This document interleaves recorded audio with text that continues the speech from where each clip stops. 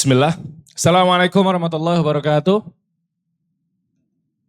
Alhamdulillah wassalatu wassalamu ala rasulillah ma ba'd.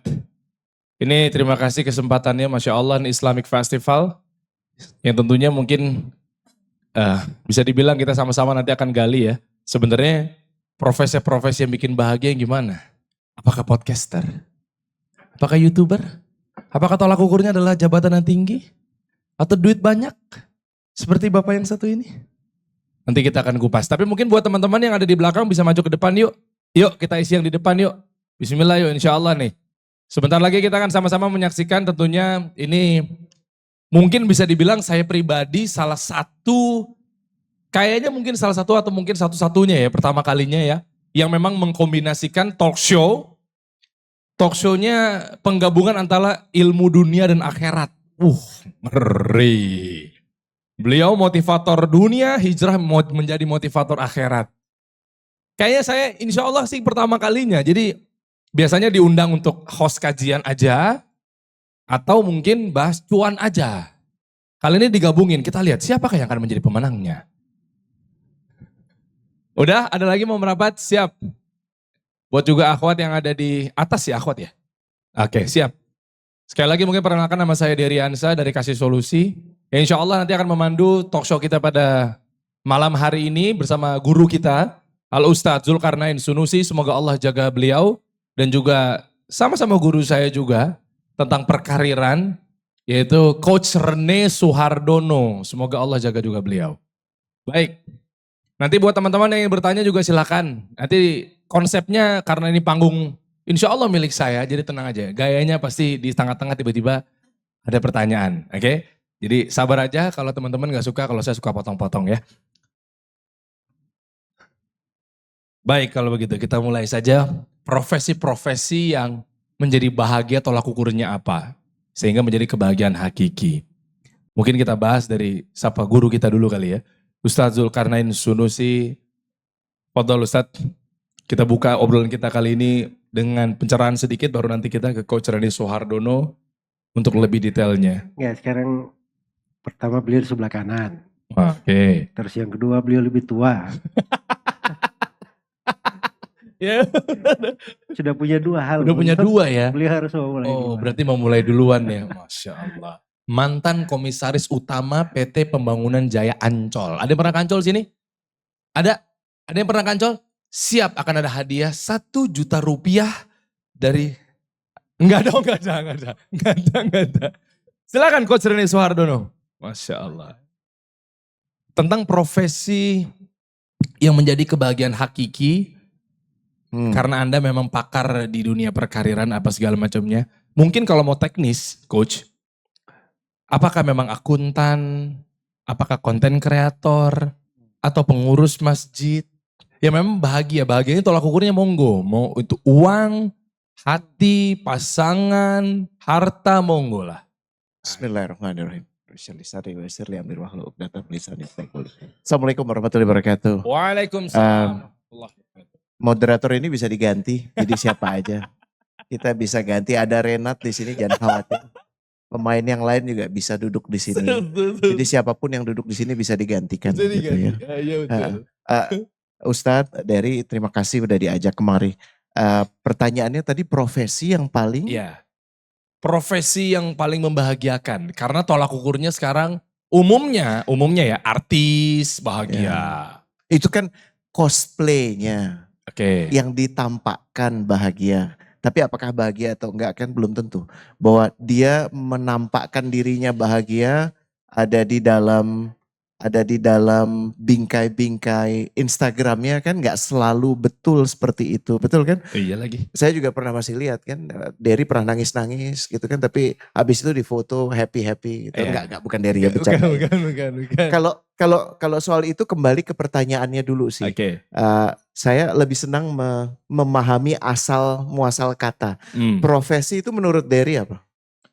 Iya, profesi apa yang dikerjakan, dilakoni. Apa yang dikerjakan ya? Iya. Kita ngebayangin profesi itu apa? Apa di sini? Profesinya apa aja? Ya misalnya profesinya guru, kan Guru. profesi. Dia statusnya bekerja sebagai pengajar. Pengajar, gitu kan. oke. Iya. Nah, yang menarik profesi itu kalau dilihat dari asal katanya walaupun bahasa Indonesia, tapi diadopsi dari bahasa Inggris. Bahasa Inggris diadopsi dari bahasa Yunani. Jadi pertama kali kata profesi itu digunakan namanya profesio. Oke. Profesio itu ada yang paham nggak artinya apa?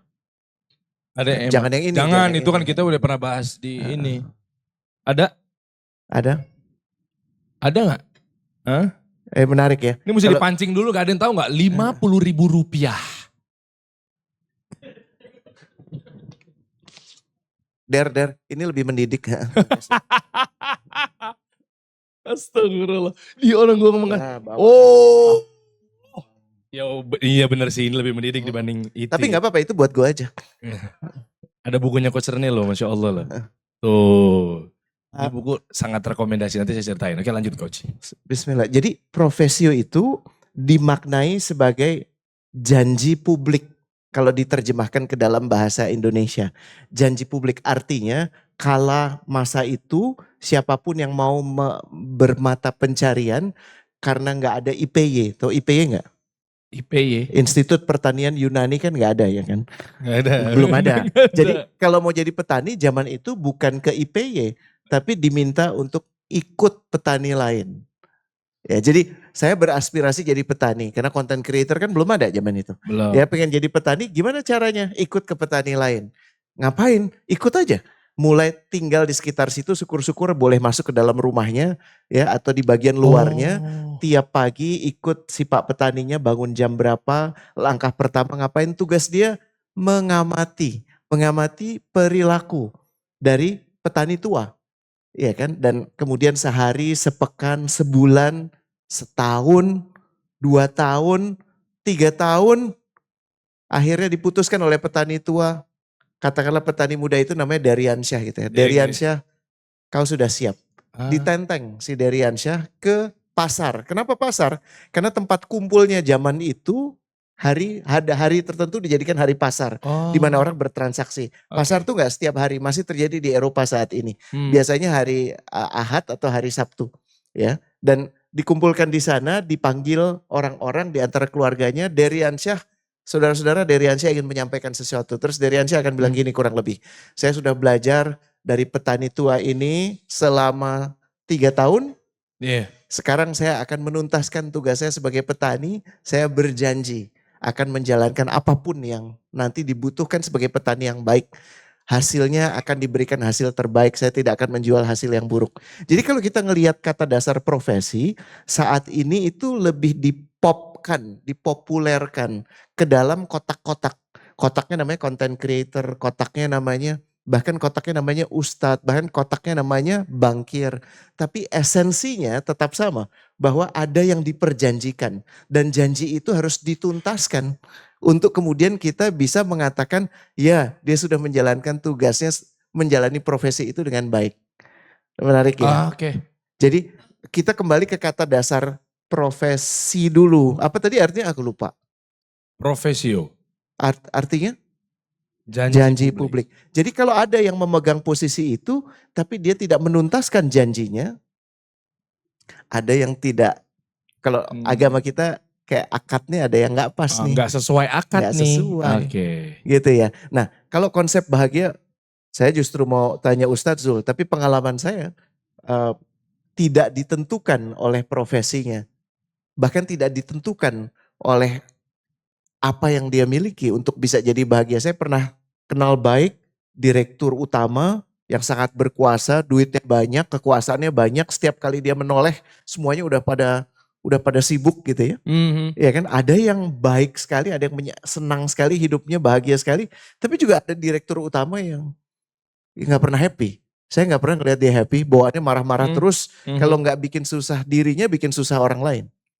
Jadi nggak tergantung sama profesinya. Saya kebetulan atas izin Allah dan dukungan Derry gitu, saya ketemu juga menteri, ketemu juga beberapa orang-orang dengan posisi jabatan yang tinggi-tinggi. Ada yang bahagia, ada yang enggak. Jadi saya sampai pada satu kesimpulan, kalau bicara bahagia, jangan-jangan itu adalah sebuah keadaan, bukan ketetapan. Paham ya? Kan kalau kita menginginkan bahagia terus-menerus, rada absurd. Benar gak sih, Der? Orang yang nggak pernah merasakan kekecewaan nggak akan pernah benar-benar merasakan kebahagiaan. Justru indahnya dinamis gitu ya. Iya, ini bukan ketetapan, ini Hmm. keadaan dan tugas kita adalah menerima keadaan apapun. Yang saya pilih justru bukan bahagia bisa jadi, yang saya pilih rasa tenang gitu ya.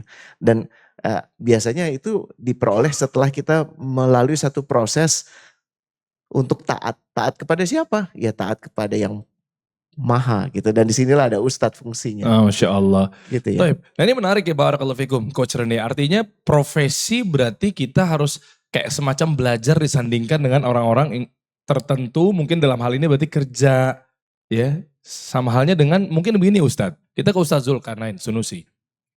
Jadi ingat kisah waktu zaman Nabi Muhammad SAW terkait para sahabat.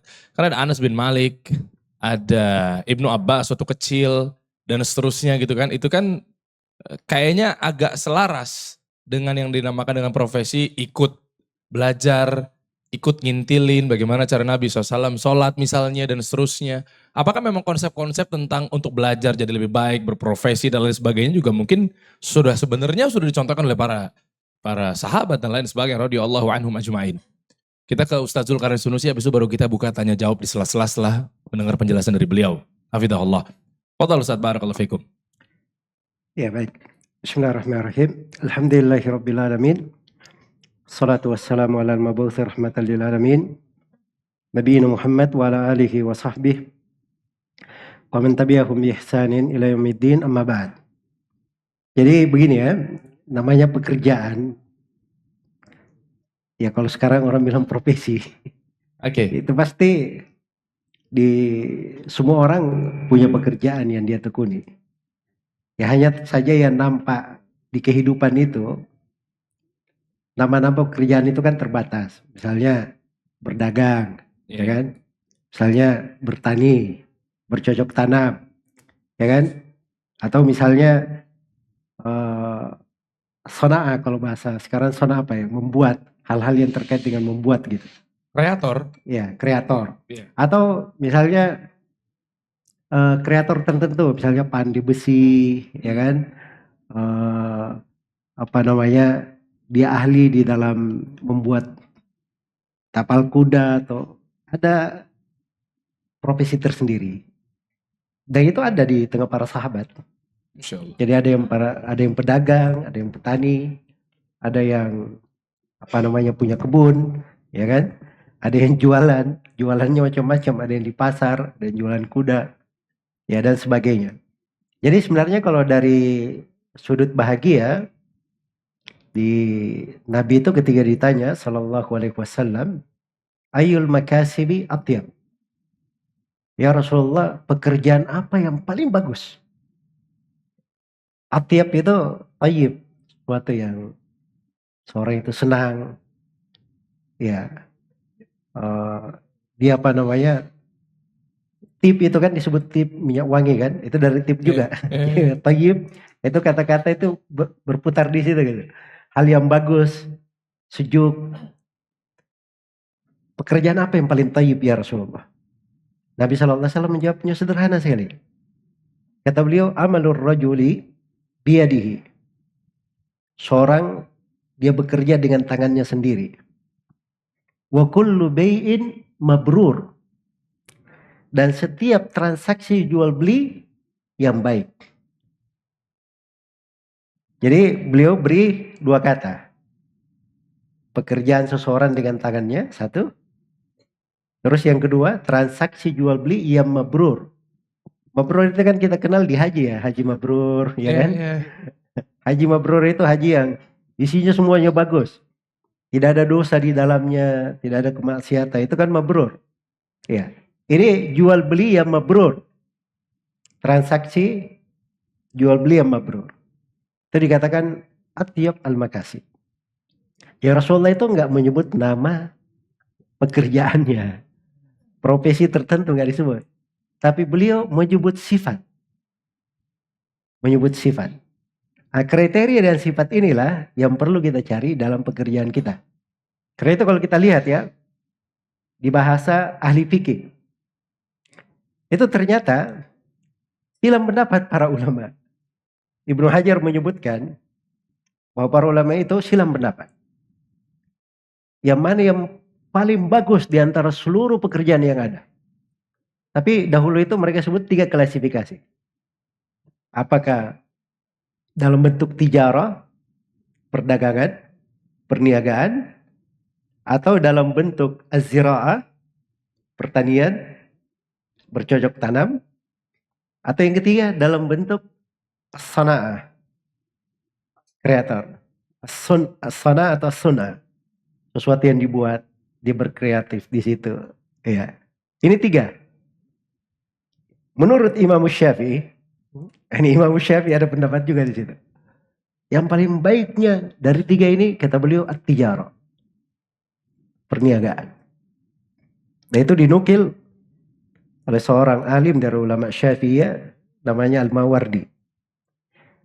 Al-Mawardi sendiri berkomentar, kalau menurut saya yang paling rojihnya adalah bercocok tanam. Kenapa? Dia sebut alasan. Ini yang indah sebenarnya. Alasan ini.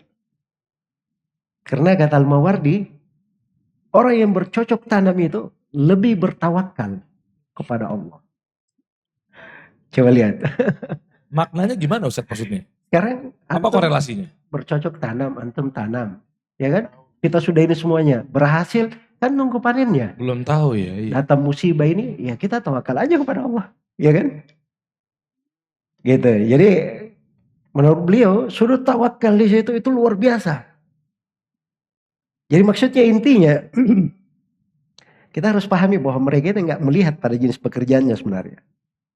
Tapi dia melihat jenis ibadah apa yang melekat di pekerjaan itu. Kalau Imam Syafi'i kita berikan alasan untuk beliau, banyak alasannya untuk Imam Syafi'i. Berniaga kita bisa memenuhi kebutuhan pokok orang secara langsung. Kita bantu manusia hidup dengan bagus, ya kan? Anda berniaga itu artinya saya banyak bertransaksi dengan orang. Saya bertransaksi dengan orang artinya saya banyak kenalan. Saya bisa cinta kepada saudara saya. Ya kan? Saya bisa membantu mereka. Nah, itu niat-niat lain lagi. Kalau sekarang mungkin orang punya pekerjaan banyak, beraneka, lebih banyak lagi, beraneka lagi. Yang sana misalnya, oh saya senangnya di marketing. Kenapa? Saya bisa banyak kenalan. Dan saya juga memang tipikal orangnya sumpet saya di rumah sendiri. Senangnya ketemu orang gitu. Ya kan? Yang sana enggak. Ini senangnya apa kamu? Saya senang kerja di perusahaan. Supaya saya bisa berkarya menghasilkan. Ada target-target tertentu. Oh, Masya Ya kan? Ustadz kok senang di pendidikan? Ya saya memang hidupnya di situ. Senangnya di pendidikan, ya kan? Kita belajar. Agama memang untuk mengajar gitu. Jadi itu sektor pendidikan. Ada hal-hal dari sudut ibadahnya membuat seorang bahagia. Itu kembali kepada orang itu sendiri. Sudut bahagia yang dia senangi itu kayak gimana? Tadi pagi kan saya terangkan bahwa sebab kebahagiaan itu 3 secara umum. Ada sebab yang terkait dengan tabiat, 1. Dan yang kedua ada sebab yang terkait dengan pekerjaan itu sendiri, amalan dia dalam bekerja. Dan yang ketiga ada sebab yang terkait dengan agama. Sebab terkait dengan agama. Yang pertama dan kedua itu manusia semuanya bisa sebab itu. Tapi yang selalu kurang di sebab yang ketiga, terkait dengan agama. Iya. Sebagian orang yang bekerja misalnya dia biasa di laut, mancing, ya diberi pekerjaan, gajinya berlipat ganda di kota, belum tentu dia terima. Sebab dia semata dia lihat laut, subhanallah, segar banget begitu. Ya, perasaannya. Begitu dia mendengar dari suara ombak itu jiwanya betul-betul tenang. Ya, ketika dia masuk ke kota, pusing dia. Sudah lama di kota, pusing kepalanya. Ingin pergi ke laut lagi dengan ombak gitu. Nah, itu kan sesuatu kebahagiaan pada sebab-sebab tertentu. Iya. Tapi kebahagiaan ini bisa berubah kalau ada sudut agama. Coba lihat, saya beri contoh tadi pagi ya. Nabi dan para sahabat orang Mekah. Ada kebiasaan mereka di Mekah. Tiba-tiba pindah ke kota Madinah. Bisa dibayangkan itu dari sudut kejiwaan. Bagaimana rasanya, ya bisa kita bahasakan penderitaan lah. Sampai sebagian sahabat itu ada di syair-syair mereka. Itu menyebut jerami di kota Mekah disebut gitu ya. Saking kangennya dia untuk kembali ke Mekah. Tapi subhanallah, ada hal yang lebih besar daripada itu yang membuat mereka betah di Medina dan membuat mereka sangat bahagia di Medina. Itu sudut agama namanya. Ada hijrah, ada ingin menemani Nabi Shallallahu Alaihi Wasallam, ada ingin meninggikan agama ini. Itu lebih besar lagi dari segala hal yang terkait dengan dunia. Jadi kalau pekerjaan dari sudut membahagiakan, mungkin di sektor dunia beraneka ragam ya. Misalnya ada seorang anak, dia senangnya kerja. Kenapa kamu kerja? Misalnya saya ketemu di Riyadh ya, ada anak dia kerja di satu kantor gitu. Kenapa kamu kerja di sini? Kamu kan orang Saudi, bisa kerja lebih bagus daripada ini kamu dapat. Enggak, karena bapak saya kerja di sini juga katanya. Jadi dia senang lihat orang tuanya gitu. Ya, dia senang lihat orang tuanya. Itu kan kebahagiaan dia sendiri. Dia menganggap mungkin itu nilainya besar bagi dia ya. Kalau ada sebagian orang kan dia mungkin ada ambisi-ambisi tertentu yang dianggap wah ini cita-cita saya ingin capai. Nah, dan kadang sebagian cita-cita itu membuat seorang bisa berkorban untuk hal tersebut. Ya jadi mungkin intinya bahwa pekerjaan itu dilihat pada apa yang mewarnai pekerjaan tersebut atau profesi tersebut sehingga membuat seseorang itu bisa berbahagia. Dan inti kebahagiaan itu beraneka ragam kalau di dalam agama kita di sektor pekerjaan.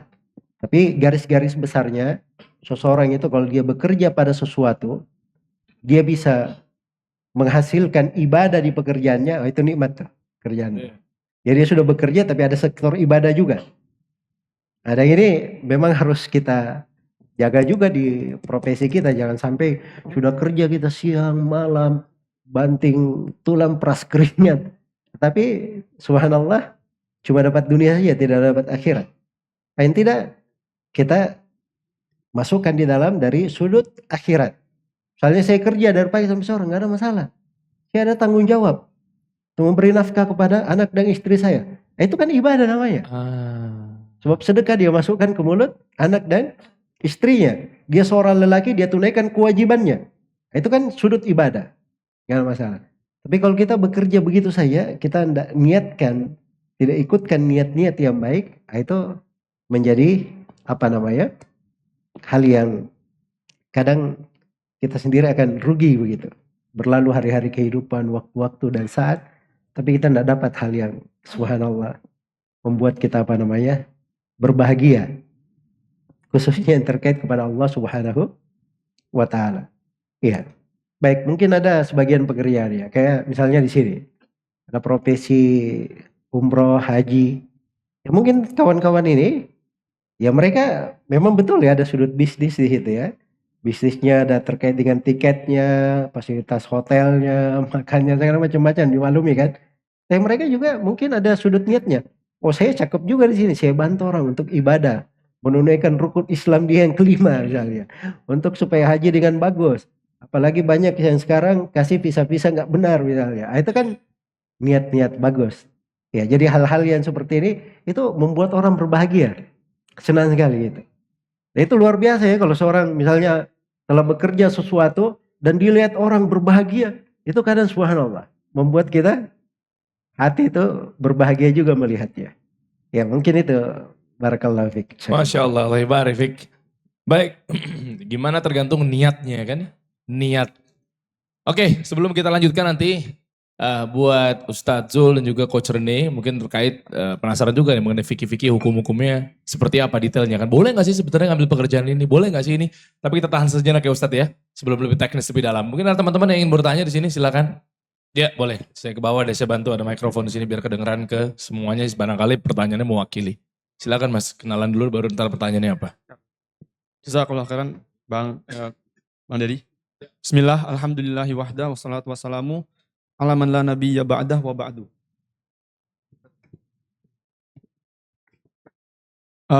Mungkin untuk Coach Rene. Coach, apakah profesi itu sama dengan misi hidup? Mungkin ada 3 pertanyaan lagi. Maaf. Oh iya, enggak 2 aja. Mungkin apakah profesi sama dengan misi hidup? Kemudian passion dengan profesi, apa hubungan antara keduanya. Kemudian satu untuk Ustadzul, hafizahullah ta'ala, terkait ayat Qul kullun ya'malu ala syakilatihi farabbukum huwa a'lamu biman huwa ahda sabila. Begitu Ustaz, mungkin terkait tafsir atau penjelasannya. Syukran jazakumullah khairan wa barakallahu fikum. Masya Allah, kita tahan dulu ya. Kita ambil satu lagi kali sate biar sekalian ya, biar 2 orang. Ada lagi? Tahan dulu, mudah-mudahan nanti bisa diingat Coach Rene, Ustadz Zul, pertanyaannya. Ada lagi? Iya, silakan. Mungkin bisa berdiri. Iya, perkenalkan dan juga pertanyaannya apa dan buat siapa. Perlu perkenalan? Nama aja minimal, tidak tahu kan. Baik, cek. Bismillah. Nama saya Omar. Pertanyaan untuk 2 guru kita sekaligus ya. Ustadz Zul dan juga Coach Rene, hafizahullah ta'ala. Hafizahumullah ta'ala. Yang pertama adalah profesional, jika kita melihat apa yang ada di Google gitu ya. Profesional adalah kemampuan seseorang dalam menjalankan tugasnya sesuai dengan bidang yang ia tekuni. Maka sebenarnya pertanyaannya sudah disampaikan oleh kembaran saya ya tadi ya. Maka berarti pada artinya artinya adalah apakah tadi benar ya? Apakah pekerjaan itu harus sesuai dengan apa yang ditekuni oleh seseorang? Mungkin dalam kesehariannya mungkin dia menekuni suatu kebiasaan atau suatu amalan gitu ya, suatu ini dan sebagainya. Kemudian yang kedua adalah sebentar. Mau pinjam HP kembaran dulu, siapa tahu sama. Nggak usah. Iya, kemudian kita semua tahu ya, ini mungkin juga pertanyaan ini mungkin lebih untuk Ustadzul Hafizahullah Ta'ala. Hadits Rasulullah Sallallahu Alaihi Wasallam, beliau bersabda, Innallaha yuhibbu idza amila ahadukum amalan an yutqinahu. Mal maksud bil amali huna. Apakah maksud dari kata amal di sini? Apakah pekerjaan atau amalan duniawi yang ada kaitan dengan akhirat, atau amalan akhirat secara murni atau pure amalan untuk akhirat seperti sholat misalnya? Ini dari saya. Terima kasih. Bagus pertanyaan tuh ya. Nyambung juga kan, ilmu yang bermanfaat yang dimaksud adalah ilmu ngajarin tentang bisnis, dunia, atau ilmu tentang agama gitu yang dimaksud dengan yang tidak akan terputus ketika sampai kita pun juga udah meninggal gitu kan, amal jariah. Sama bener loh. Udah lama kenal? Oh dari lahir, sorry. Siap, terima kasih pertanyaannya, barakallahu fikum. Dari Coach Rene dulu kali ya. Silakan Coach. Misi hidup, apakah ya. Banyak sekali yang harus diurai karena kita saat ini, namanya siapa? Ini kembar beneran ya, gue jadi salfok. Siapa coba? Siapa namanya? Fadli sama Fadlan ya? Amar sama Ma'ruf. Oh? Amar dan Omar. Oke. Masya Allah. Amar sama Ma'ruf, bukan Amar sama Omar. Amar, kita nih gini, saya selalu mengajak kawan-kawan apabila bicara soal statement-statement tertentu, kata-kata tertentu kita pelajari dulu sampai mendalam. Arti itu dari mana? Saya urai satu-satu sedikit ya. Kata passion itu sebagai salah satu orang yang mempopulerkannya, walaupun sekarang penuh penyesalan soal itu. Siapa sih? Ya gue kan bicara soal passion kan. Buku pertamanya Coach Rene kan? tentang passion loh. Tahu ya? Tapi kalau dilihat passion itu sangat erat dengan saudara-saudara kita Kristiani. Jadi kata dasarnya tahu nggak apa? Apa? Pasio. Pasio itu artinya penderitaan.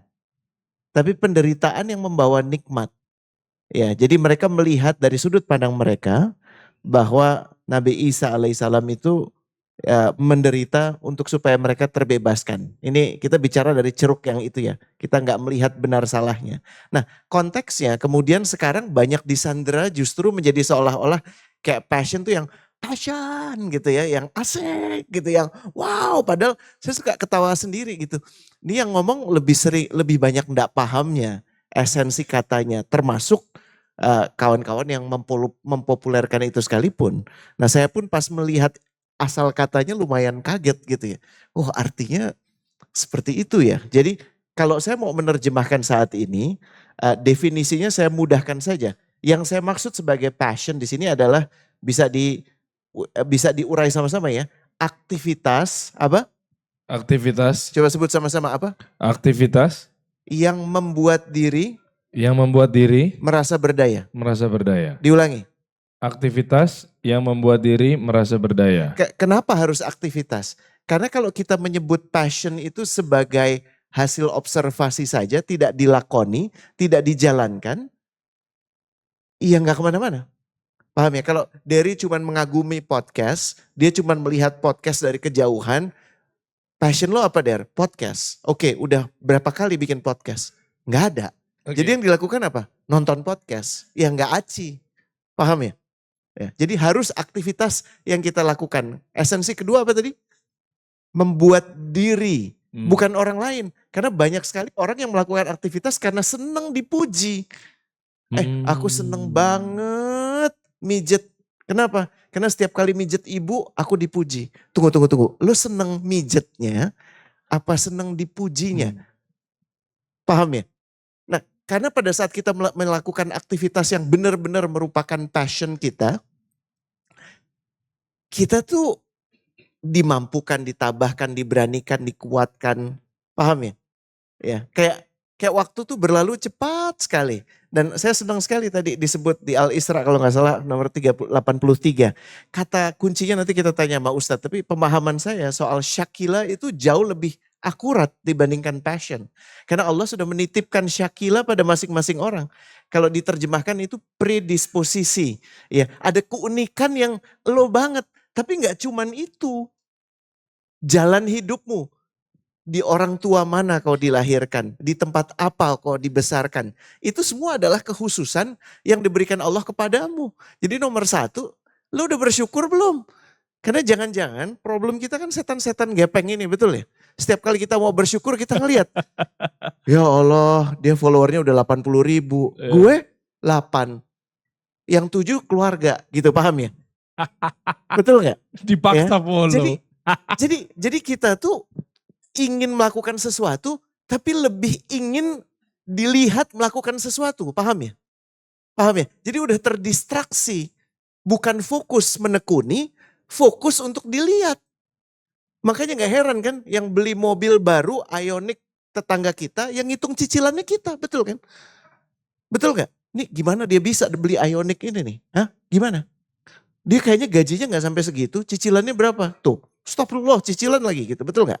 Ya, jadi nomor satu, kalau kita mau memahami itu, pahami dulu esensi dari kata-kata yang tadi disampaikan. Misi atau purpose of life itu menurut saya, menurut apa yang sudah saya baca, lebih dekat dengan bagaimana kita bisa menemukan kebermaknaan dalam keseharian kita. Nyambung nggak? Gini, kan ada hari yang kayaknya asik banget, ada lebih banyak hari yang biasa aja. Ya, happy? Enggak. Sedih? Enggak juga. Apa? Biasa. Makanya kayak Renat dia main mulu gitu kan. Dia seneng tuh main ya kan untuk mengisi hari-harinya jadi lebih semarak.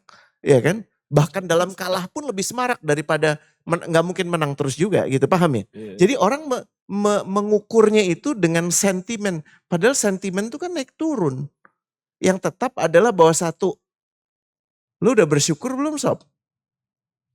Ya, dalam menjalani apa yang sudah dititipkan Allah di depanmu. Nggak usah sibuk nyari yang kanan kiri. Fokus aja apa yang ada di depan lo. Karena kita lebih fokus sama yang orang punya. Betul nggak? Sehingga susah kita bersyukur. Dan esensi bersyukur baiknya kita juga tanya ke Ustadz Zul. Jangan cuma syukur tuh berterima kasih. Ya kan, terima keadaan. Nggak gitu. Menurut saya jauh lebih mendalam esensi syukur. Ya, jadi nomor satu, apakah profesi sama dengan misi? Completely different. Karena kalau profesi itu alat bro. Alat itu relevansinya pada batas waktu tertentu. Gini, kalau saya mau nyangkul butuh cangkul, wajar kan? Iya. Kalau mau makan pakai cangkul, Nggak nyambung. hati-hati bro. Bener gak? Jadi ada batas relevansinya dari apa yang kita kerjakan. Dan kalau menggunakan pendekatan yang yang selama ini kita lihat dalam bentuk career triangle, ngukurnya tuh gampang. Ya, kalau mau lihat seseorang nih menemukan nggak itu ya kebermaknaan dalam karirnya. Nomor satu ya paling gampang duit deh. Tapi duit juga kalau kita nggak bersyukur mau dikasih berapapun nggak pernah cukup, betul ya? Betul nggak? Direktur BUMN cukup? Belum tentu karena pengennya direktur BUMN klasifikasi A, betul nggak? Udah dapat cukup? Enggak, karena pengennya direktur utama BUMN klasifikasi A, betul ya? Cukup?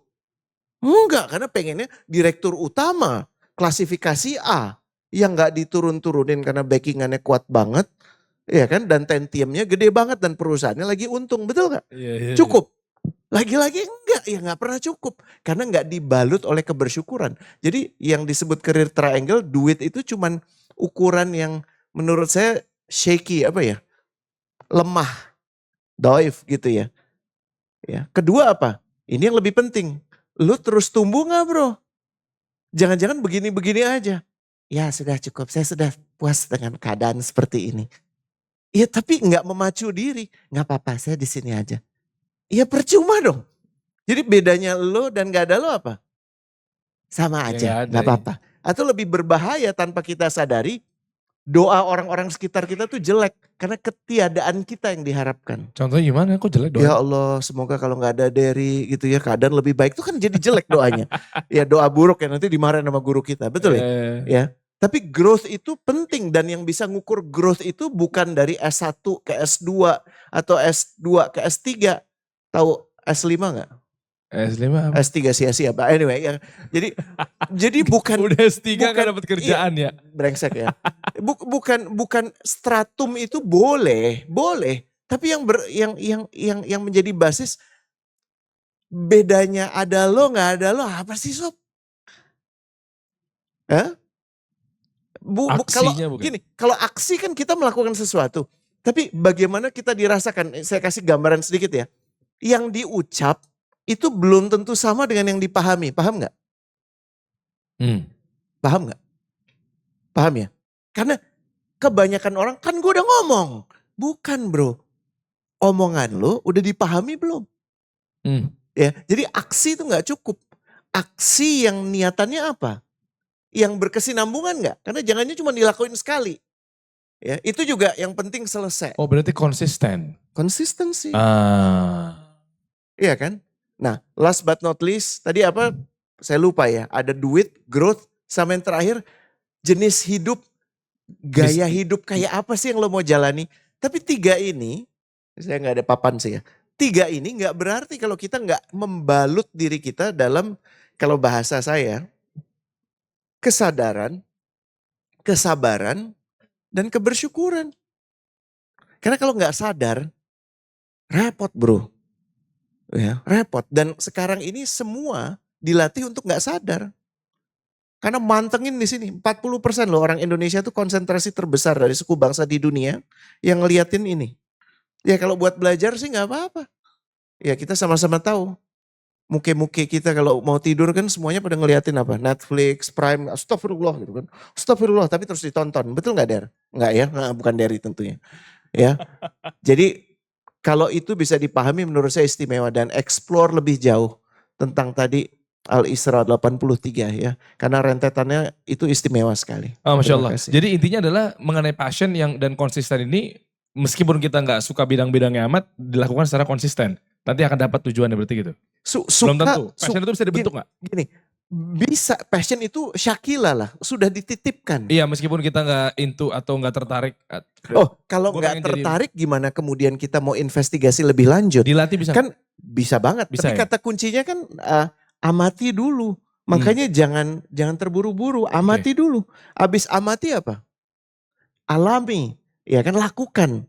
Jangan cuma ngomong, komplain, ya kan? Komentar, tapi lakukan. Dan yang terakhir baru kemudian kita apa? Kita ulang.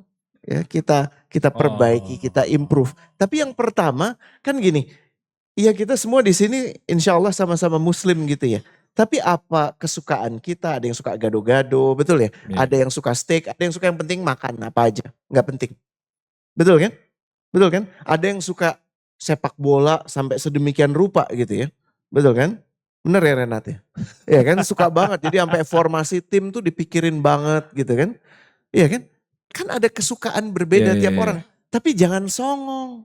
Kenapa? Karena jangan-jangan apa yang menurut lo itu baik buat lo, belum tentu baik buat lo. Saya belajar dari pengalaman hidup saya. Begitu banyak, terlalu banyak hal yang saya pikir bagus, baik, keren buat saya. Ternyata jelek. Dan sebaliknya, hal yang menurut saya norak, biasa aja, gak asik. Ternyata justru sangat baik. Bukankah Allah yang bilang sesungguhnya yang mengerti tentang kau itu aku. Makanya jangan songong, itu kunci nomor satu. Kalau kesongongan itu bisa dikurangi, kita bisa lebih menyimak, kita lebih sadar deh. Tapi kalau udah bahasa itu gini, yang penting gue suka. Emang ini sukaan gue mau apa lo? Ya repot, dikasih tahu apa juga gak bisa. Gak bisa. Gak bisa. Gitu. Oke, Masya Allah, barakallahu fikum, jazakallah khair. Kita ke Ustaz Zul. Menyikapi pertanyaan tadi, yang pertama juga ada pertanyaan ke Ustaz Zul juga ya. Tapi mungkin mengenai ayat ya. Fadhal Ustaz, barakallahu fikum. Baik. Jadi ayat tadi apa namanya? Fakullu ya'malu ala syakilatih rabbukum a'lamu biman huwa ahda sabila. Di surah Al-Isra ya, kalau nggak salah ayat 84 ya. Baik. Jadi itu memang asyakilah kalau bahasa Arab. Dikatakan semuanya beramal sesuai dengan syakilah dia. Sesuai dengan syakilah. Syakilah itu kalau bahasa Arab, kamu syakalnya kayak gimana? Syakal kamu kayak gimana? Nah, syakal kamu, maksudnya kamu rupanya kayak gimana? Nah, kamu apa namanya, yang mirip kamu itu apa? Yang dekat, yang familiar dengan kamu apa? Itu syakal bisa. Contoh penggunaan ya, kita kasih kata dalam bahasa Arab ya, digunakan juga dalam Al-Quran. Wa akharu min syaklihi azwaj. Ini tentang penduduk neraka ya, semoga Allah menjaga kita semua dari api neraka, menghindarkan kita dari api neraka. Jadi di antara mereka itu ada yang syakalnya mirip-mirip, berpasangan. Nah, itu syakal namanya. Makanya di dalam penafsirannya ada yang mengatakan syakal itu setiap orang beramal sesuai dengan tabiatnya, kebiasaannya, apa yang dia, pembawaannya. Ada yang menafsirkan begitu. Ada yang mengatakan dari para ulama ahli tafsir, syakilatihi artinya setiap orang beramal sesuai dengan niatnya. Maksudnya kalau niat berarti keinginannya. Dia maunya apa gitu kan. Terus ada yang menafsirkan kullu ya'malu ala nahiyatihi. Setiap orang beramal sesuai dengan apa yang datang dari dirinya. Dari nahiyanya. Sebenarnya makna-makna ini berdekatan karena dari akar bahasa Arabnya juga mirip begitu. Iya, mirip. Ya biasanya seorang kalau dia, ini kaidah umum ya, ada kaidah umum gitu. Kalau seorang suka sesuatu, dia memang ada dari jiwanya yang mirip ke situ. Itu kaidah umum gitu. Tapi belum tentu itu berlaku untuk semua orang. Dan tentu harus seperti itu. Iya. Seperti tadi saya beri contoh ya dari sahabat hijrah, kan tidak cocok di tabiat kan, meninggalkan kampung halaman apalagi hartanya. Tapi karena niatnya besar, ini agama, dia bisa gitu. Bisa melakukannya. Bisa mengerjakannya. Tapi di kaidah umumnya setiap orang itu beramal dengan niatnya, apa yang datang darinya.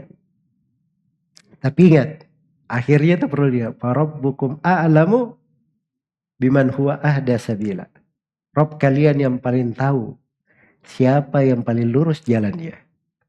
Tetap saja dikembalikan kepada rambu-rambu. Ada ketentuan Allah Subhanahu wa ta'ala. Jadi jangan membahasakan ayat, seakan ayat ini ayat yang paling bebas nih, gua mau apa aja.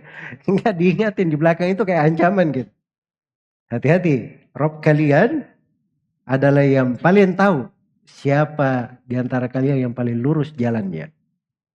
Yang paling lurus jalannya. Karena itu kita lihat ya di ini, subhanallah ya. Kadang saya sudah berulang itu berapa kali pengalaman gitu. Iya. Kita ke suatu tempat, begitu masuk sholat, masuk ke masjid, kita kan tidak ada yang kenal orang di situ. Tapi subhanallah, masuk cari soft duduk, dapat orang di samping saya, ada hubungannya dengan kebiasaan saya. Orang di samping saya ini. Dan itu kebenaran sabda Nabi SAW. Dalam hadits riwayat Bukhari dan Muslim, beliau berkata, al-arwahu junudun mujannada. Fama ta'arafa minha talafat, wa ma tanakara minha ikhtalafat. Ruh-ruh itu, ruhnya orang. Itu tentara yang berbaris. Kalau dia saling mengenal, akan bersama. Kalau saling familiar, bersama. Kalau saling mengingkari, ada hal yang gak cocok, dia akan berbeda. Berpisah. Iya. Itu ada hal-hal yang seperti itu di dalam kehidupan. Ya, tapi selalu agama ini datang untuk menyempurnakan. Makanya dikatakan kepada Nabi SAW, wa innaka la'ala khuluqin azim. Engkau Nabi Muhammad berada di atas akhlak yang besar. Supaya diikuti. Dan beliau sendiri yang bersabda, innama bu'idtu liutammima makarimal akhlak. Sungguhnya saya diutus untuk menyempurnakan akhlak yang mulia. Iya.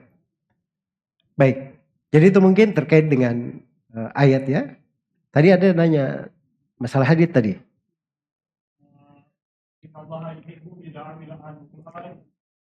Itu apanya yang mau ditanyakan?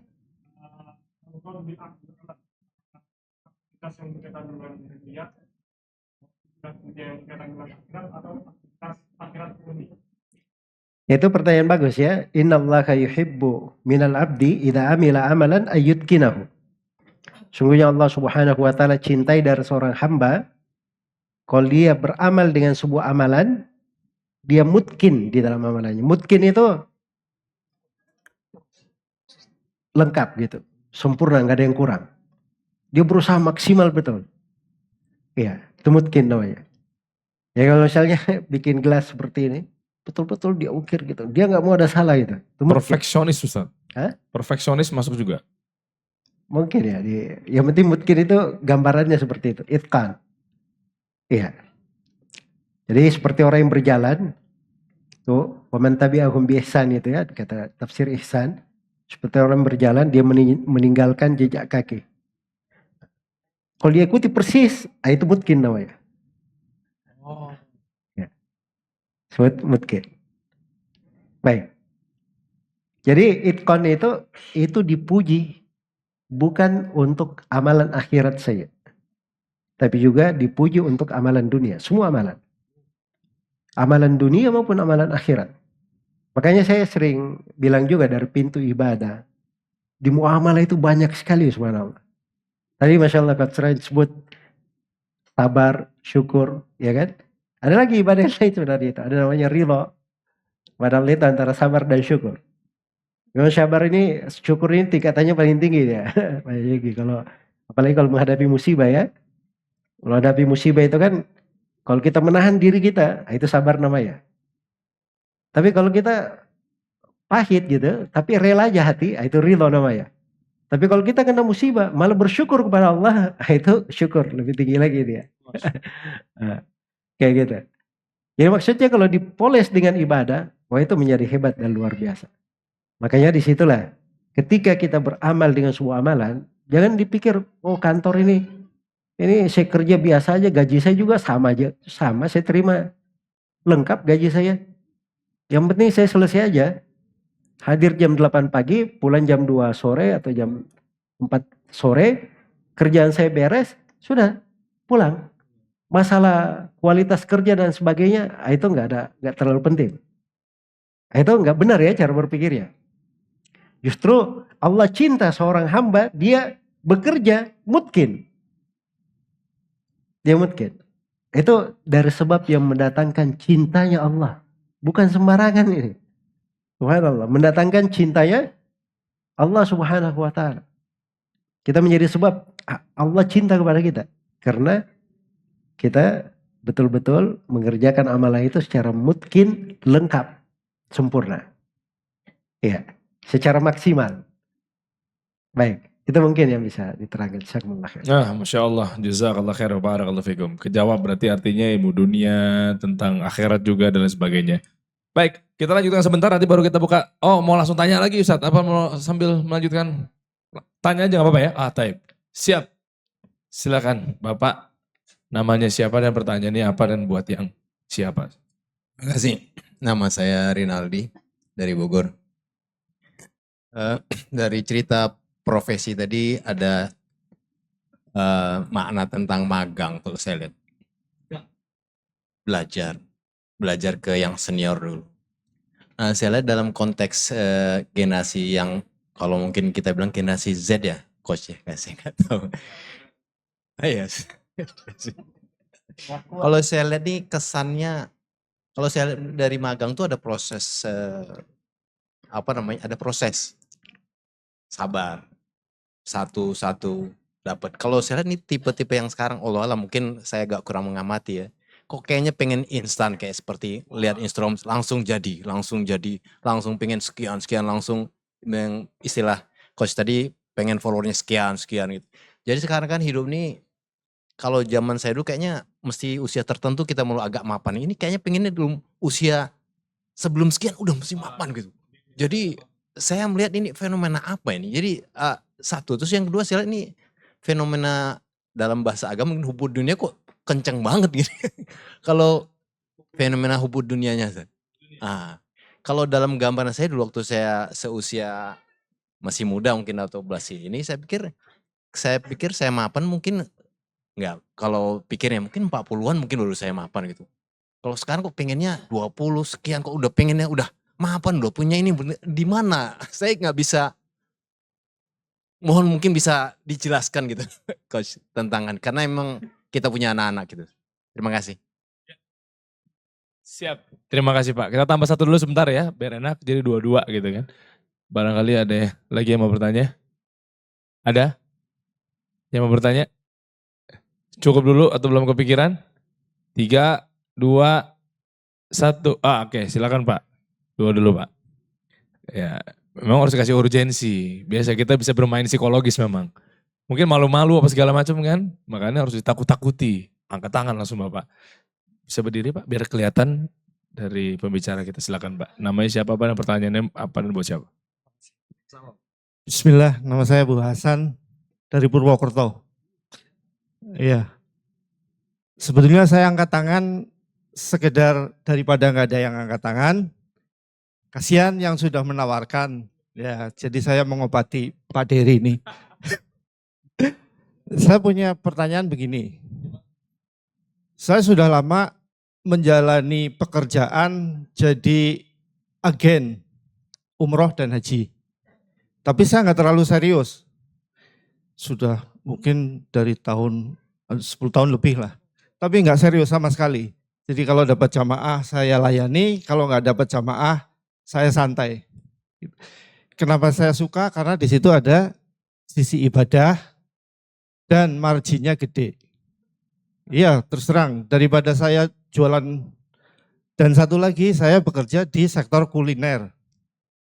Kalau saya jualan kuliner sehari cuannya marginnya nggak segede umroh. Ya, jadi makanya saya bertahan memasarkan umroh dan haji.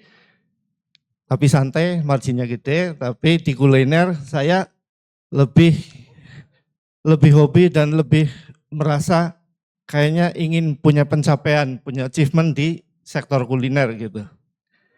Dan saya dilematis itu anak-anak saya mengkritik, Bapak itu nggak fokus, jadi nggak ada kemajuan yang kelihatan gitu. Justru saya dikritik sama anak-anak. Menurut para master ini, apakah sebaiknya, para master, para coach ini kan coach-coach semua ini. Apakah sebaiknya saya tetap berjalan di 2 pekerjaan itu, atau sebaiknya saya pilih salah satu? Karena di kuliner juga ada sisi ibadah, walaupun saya mungkin mengada-ngada untuk pembenaran diri. Kan kalau kuliner saya bisa dibikin franchise, membuka lapangan pekerjaan. Itu pembelaan saya. Tapi kalau itu jadi juga benar-benar saya berusaha untuk mencari sisi ikhlas untuk membuka lapangan pekerjaan. Itu saya betul-betul dilematis sampai hari ini saya masih berharap saya punya achievement di kuliner, Tapi saya ngelihat sisi ibadah di haji dan umroh dan sisi marginnya sangat menggiurkan. Terima kasih. Saya menunggu nasihat dari para coach. Terima kasih Pak. Itulah kenapa saya juga punya travel umroh.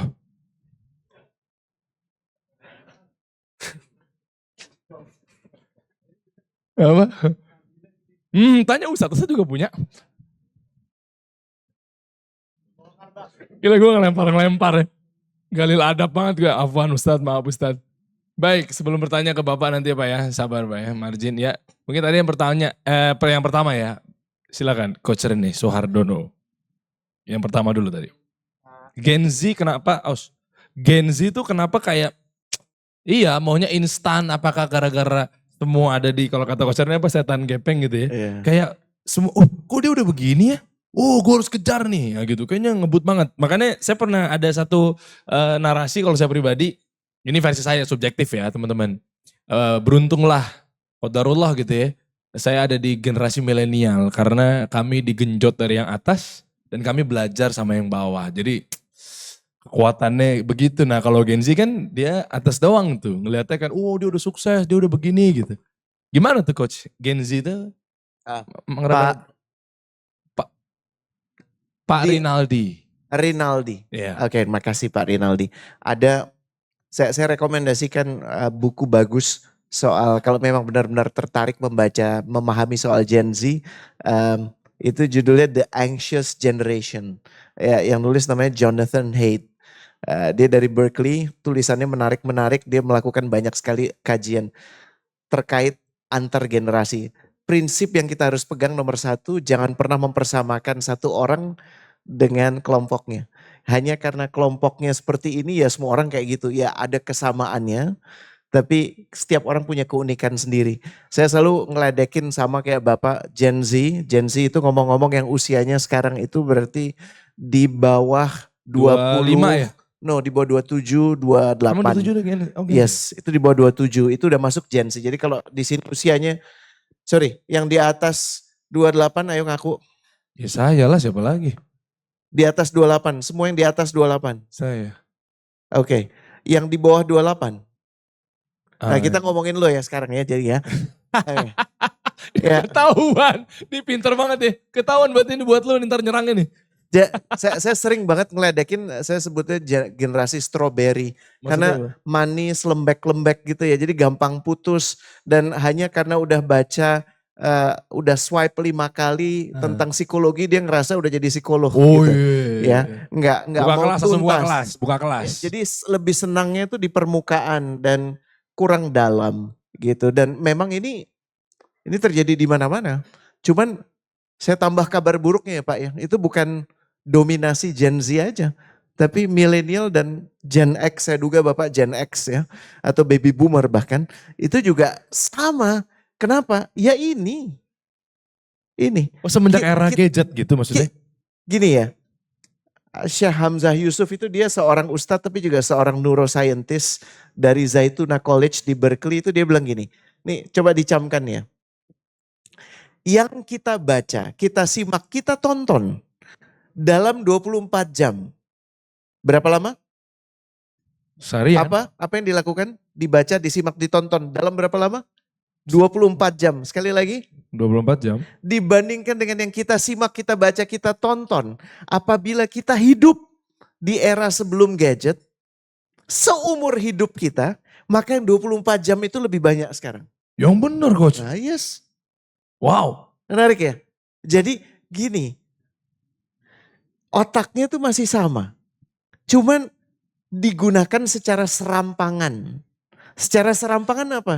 Iya, ngeliat foto ini, foto itu. Saya malah mau tanya ke Ustadz, kenapa sih agama kita itu melarang penggunaan gambar ya? Banyak sekali soal gambar itu kita disiplin sekali. Makhluk hidup. Saya menduga sangat erat terkait di situ, dan saya ngelihat itu kayak lagi-lagi dapat pembenaran, lagi-lagi dapat apa ya bahasanya? Ya memang agama ini udah meregulasi banyak hal yang kita butuh. Nggak ada kan? Coba masuk ke masjid, ada patung nggak? Nggak ada. Nggak ada. Ada gambar nggak? Nggak ada. Nggak ada. Pernah nggak masuk ke peribadatan agama lain? Itu isinya semuanya gambar dan patung. Yang sekarang dalam hidup kita, mata ini kita izinkan untuk melihat begitu banyak gambar, begitu banyak film. Maaf ya, maaf sekali Ustadz, saya harus menyampaikan ini. Konten porno itu kalau dijadikan satu film, ya, tahu nggak panjangnya berapa? 7.000 tahun. Saya ulangi ya. Konten porno kalau dijadikan film itu menjadi sebuah film berdurasi berapa lama? 7.000 7.000 tahun. Total. Total. Jadi kalau orang nonton 7.000 tahun, Iya. 7.000 tahun. Saya cuma mau mengatakan begini. Kita itu sudah diberikan semua kelengkapan untuk bisa waras. Saya gunakan bahasa Jawa ya. Ya. Karena kalau udah waras insya Allah eling. Lagi-lagi bahasa Jawa. Ya Ustadz nanti bisa menerjemahkan. Itu apa artinya? Tapi eling tuh, eling ki yo eling, apa ya? Enggak, eling tuh ya jejak gitu loh. Ya. Waras, eling. Ya Ya. kenapa gak ngomong waras aja sih? Kan- Waras tuh basisnya eling. Lo tuh nggak bisa eling kalau nggak waras. Susah ya. Jangan-jangan perlu dipanggil Gus Baha di sini, ya kan? Ya. Tapi poinnya tuh begini. Kita itu udah dikasih kelengkapan untuk waras, untuk eling. Tapi kita yang membuang itu semua untuk ini. Rumah sakit jiwa pertama di dunia itu ada di kota Bethlehem. Tahu nggak namanya apa? Bethlehem itu di Inggris ya, bukan Bethlehem di mana? Di Palestina, ya. Tahu nggak namanya apa? Bethlehem for the incurably distracted. Diulangi. Bukan rumah sakit jiwa Bethlehem. Apa? Bethlehem for the incurably distracted. Jadi kita nih kelihatannya, penampakannya begini. Kita mengendalikan ini. Sebaliknya, aslinya kita tuh dikendalikan ini loh. Kalau mau jujur, kalau Ustadz saya berani yakin. Kan bisa ada usage kan, penggunaan kan. Ya kan, coba semua lihat penggunaannya buat apa. Sebut nomor satu buat apa. Kalau Ustadz saya tahu Quran, hadis. Lo buat apa? Nah, paham ya? Paham ya? Jadi distraction Pak, problemnya di situ. Membiarkan diri untuk menjadi distracted. Kenapa? Karena nggak punya kendali atas alat ini. Gen Z makanya akhirnya kepapar begituan deh. Gen Z sejujurnya Der, itu lebih mending daripada milenial. Ini bukan menurut gue ya. Apanya nih, tak dulu nih. Mereka itu lebih punya kendali terhadap ini. Karena tidak seperti milenial, mayoritas yang ada di IG itu milenial. Mayoritas yang ada di Facebook itu Gen X. Terus Gen Z di mana? Enggak ada. Banyak di antara Semua. mereka yang memilih untuk nggak ada di media sosial. Iya, cuma pertanyaan Bapak kenapa akhirnya dia kayak maunya serba cepat. Apalah ini. Ya wajar Pak, sekarang aja ya kita doa sama Allah dipersamakan dengan pesen GoFood, bener nggak?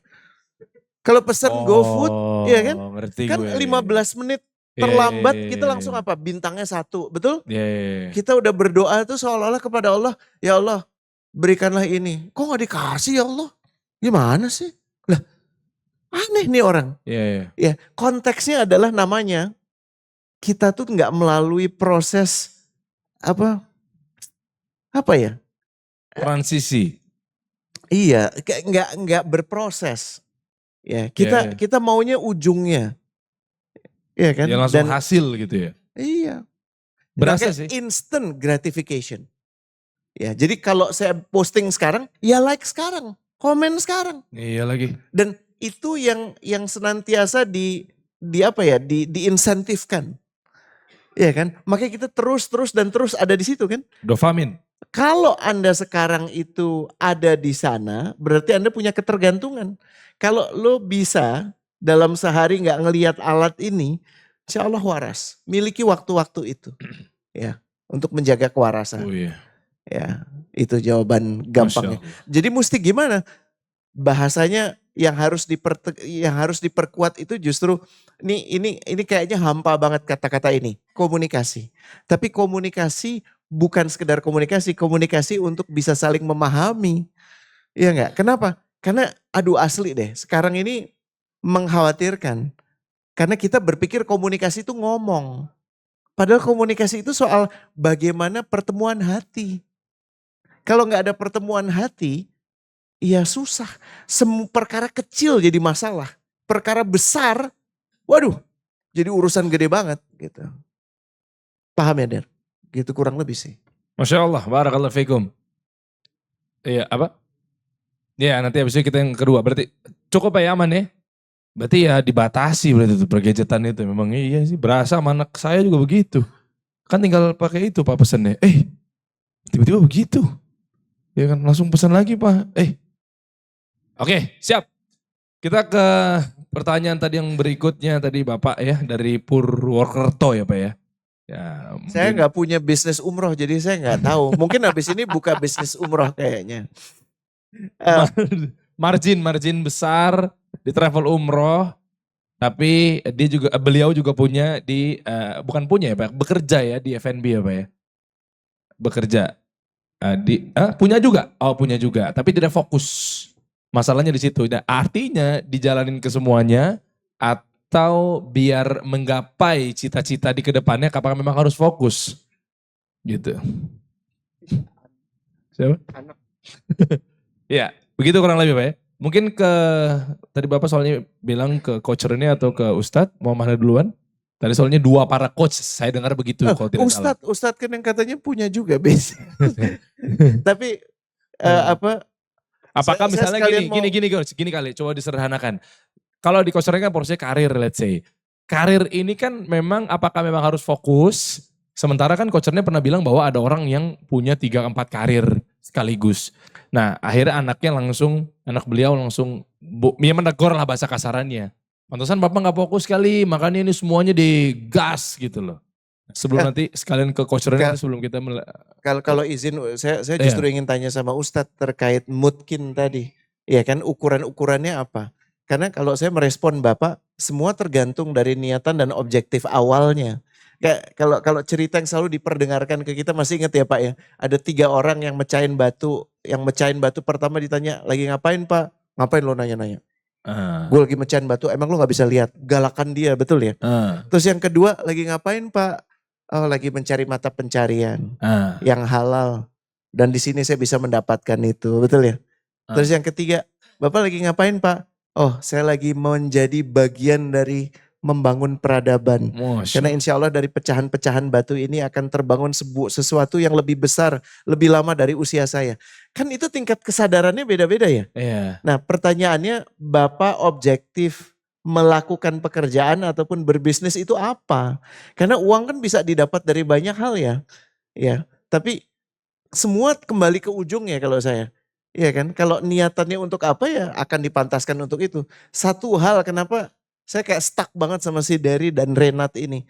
Saya percaya banget saya bisa merasakan. Kalau pertama saya mendengar, tapi dalam proses udah berapa tahun ya? 1 tahun lebih, hampir 2 tahun ya? Kita 2 ya? tahun. 3 ya? Kasih solusi 3 tahun. Oh ya hampir 3 tahun ya, Iya, Masya iya. Allah. Hampir 3 tahun Pak. Yang saya rasakan benar-benar adalah begini. Mereka stay true dengan niatan mereka untuk membantu UMKM naik kelas. UMKM Muslim naik kelas. Dan itu bukan saya ketahui saja, itu saya rasakan.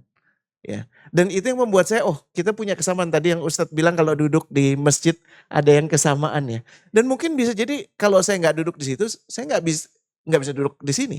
Nggak bisa ketemu Ustadz Zul, nggak bisa ketemu Anda. Gitu ya. Jadi kembalikan lagi Pak.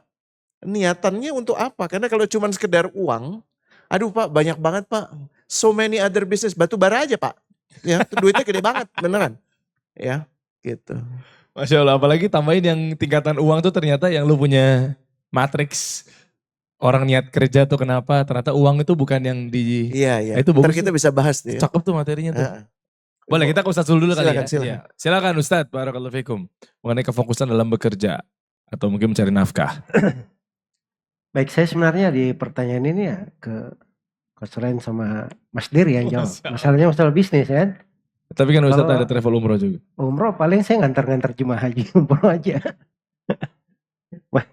Hah?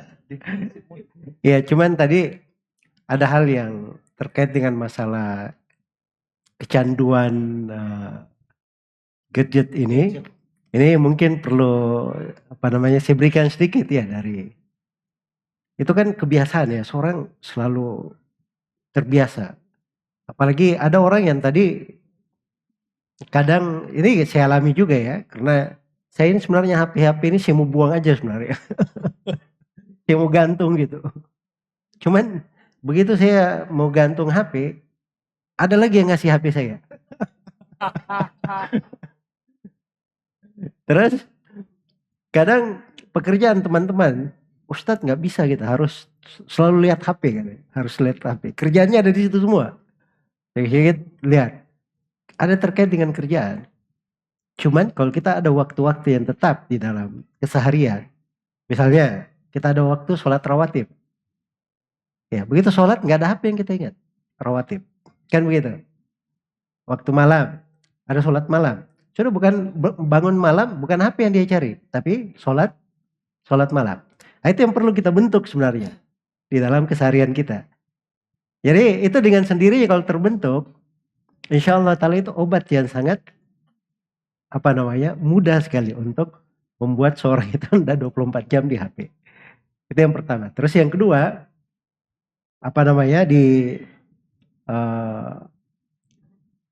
secara pengetahuan juga itu kita harus punya kesadaran. Ya, dan ini pokok sebenarnya yang membuat dia bisa membedakan kapan harus dia buka HP dan kapan dia ingin lihat tapi dia sendiri menahan jiwanya. Bukan waktunya sekarang kamu melihat. Nah, itu harus ada kekuatan tersendiri.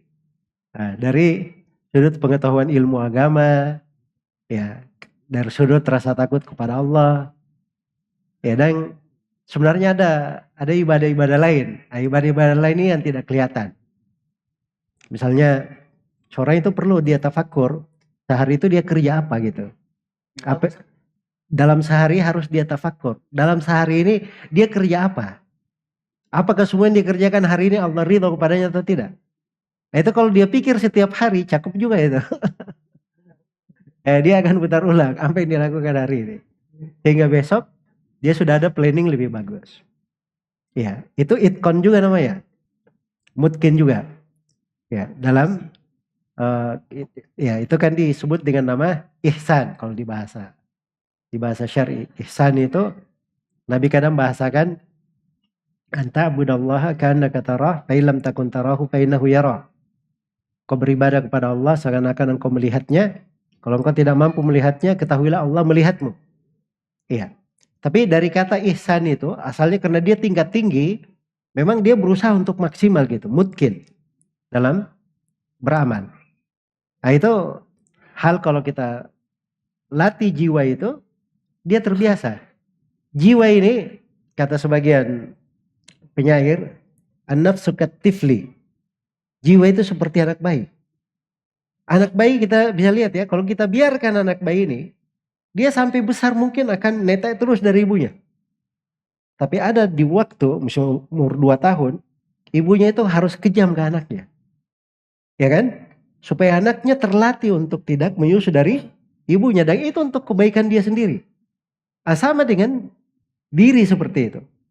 Ada waktu kita harus melatih diri itu. Harus dididik, digembleng. Memang perlu perjuangan. Sehari, 2 hari, 1 pekan, 1 bulan. Latih dia. Nah, kalau dia terlatih, akan taat tuh. Jadi anak yang baik dia. Patuh. Ya, sambil dia selalu bermohon kepada Allah. Memang kita ini berbuat apa saja. Kalau tidak mendapat taufik dari Allah dan tidak mendapat hidayah darinya, itu akan menjadi masalah untuk kita. Karena itu kita selalu bermohon kepada Allah. Makanya doa-doa yang kita baca di dzikir pagi, sore, selepas sholat, di dalam sholat, sebelum tidur, akan tidur, itu semuanya luar biasa. Kalau kita baca di dalam keseharian kita. Oh, besok pembahasan doa kita ya, bukan hari ini. Baik. Jadi mungkin di hal itu yang saya bisa tanyakan, masalah bisnis, bagaimana mengelola 2 bisnis sekaligus dan seterusnya, itu bukan keahlian saya ya, kalian beliau berdua ini. Ya baik, silakan. Taib, barakallahu fikum. Sudah kejawab. Bapak, ada lagi yang ingin bertanya? Iya, terakhir boleh. Sekarang jam berapa? Sampai jam berapa? Mana Bang Andri? Jam 8? Oke. Kita agak terakhirkan sedikit isanya. Ada lagi yang ingin bertanya? Boleh, 2 terakhir nih berarti nih penutup nih. Ada? Iya abang, silakan bang. Afwan, bisa berdiri bang. Biar terlihat. Permisi maaf.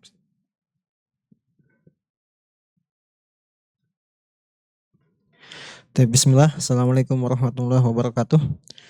Nama saya Rizal, saya dari Cipayung. Yang ingin saya tanyakan kepada Al Ustadz,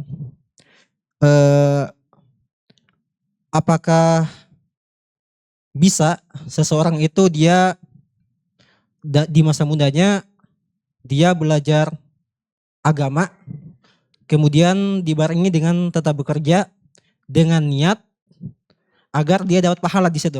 Jadi emang otomatis belajarnya akan sedikit menurun, tapi dia niatkan di pekerjaannya ini dia dapat menghidupi dirinya, dia tidak tergantung pada orang, dia bisa membantu orang tuanya, dan di masa depannya dia bisa jadi orang yang siap untuk hal-hal yang lebih. Apakah itu hal yang sinkron gitu? Kita menurunkan kadar menurut ilmu kita, tapi kita niatkan di pekerjaan kita supaya dapat pahala lebih gitu. Kemudian Coach Rene, Ana sering nonton podcast antum di banyak lah, tiap hari hampir 2 gitu. Nah, jazakallah khair atas ilmu-ilmunya. Ya, Masya Allah.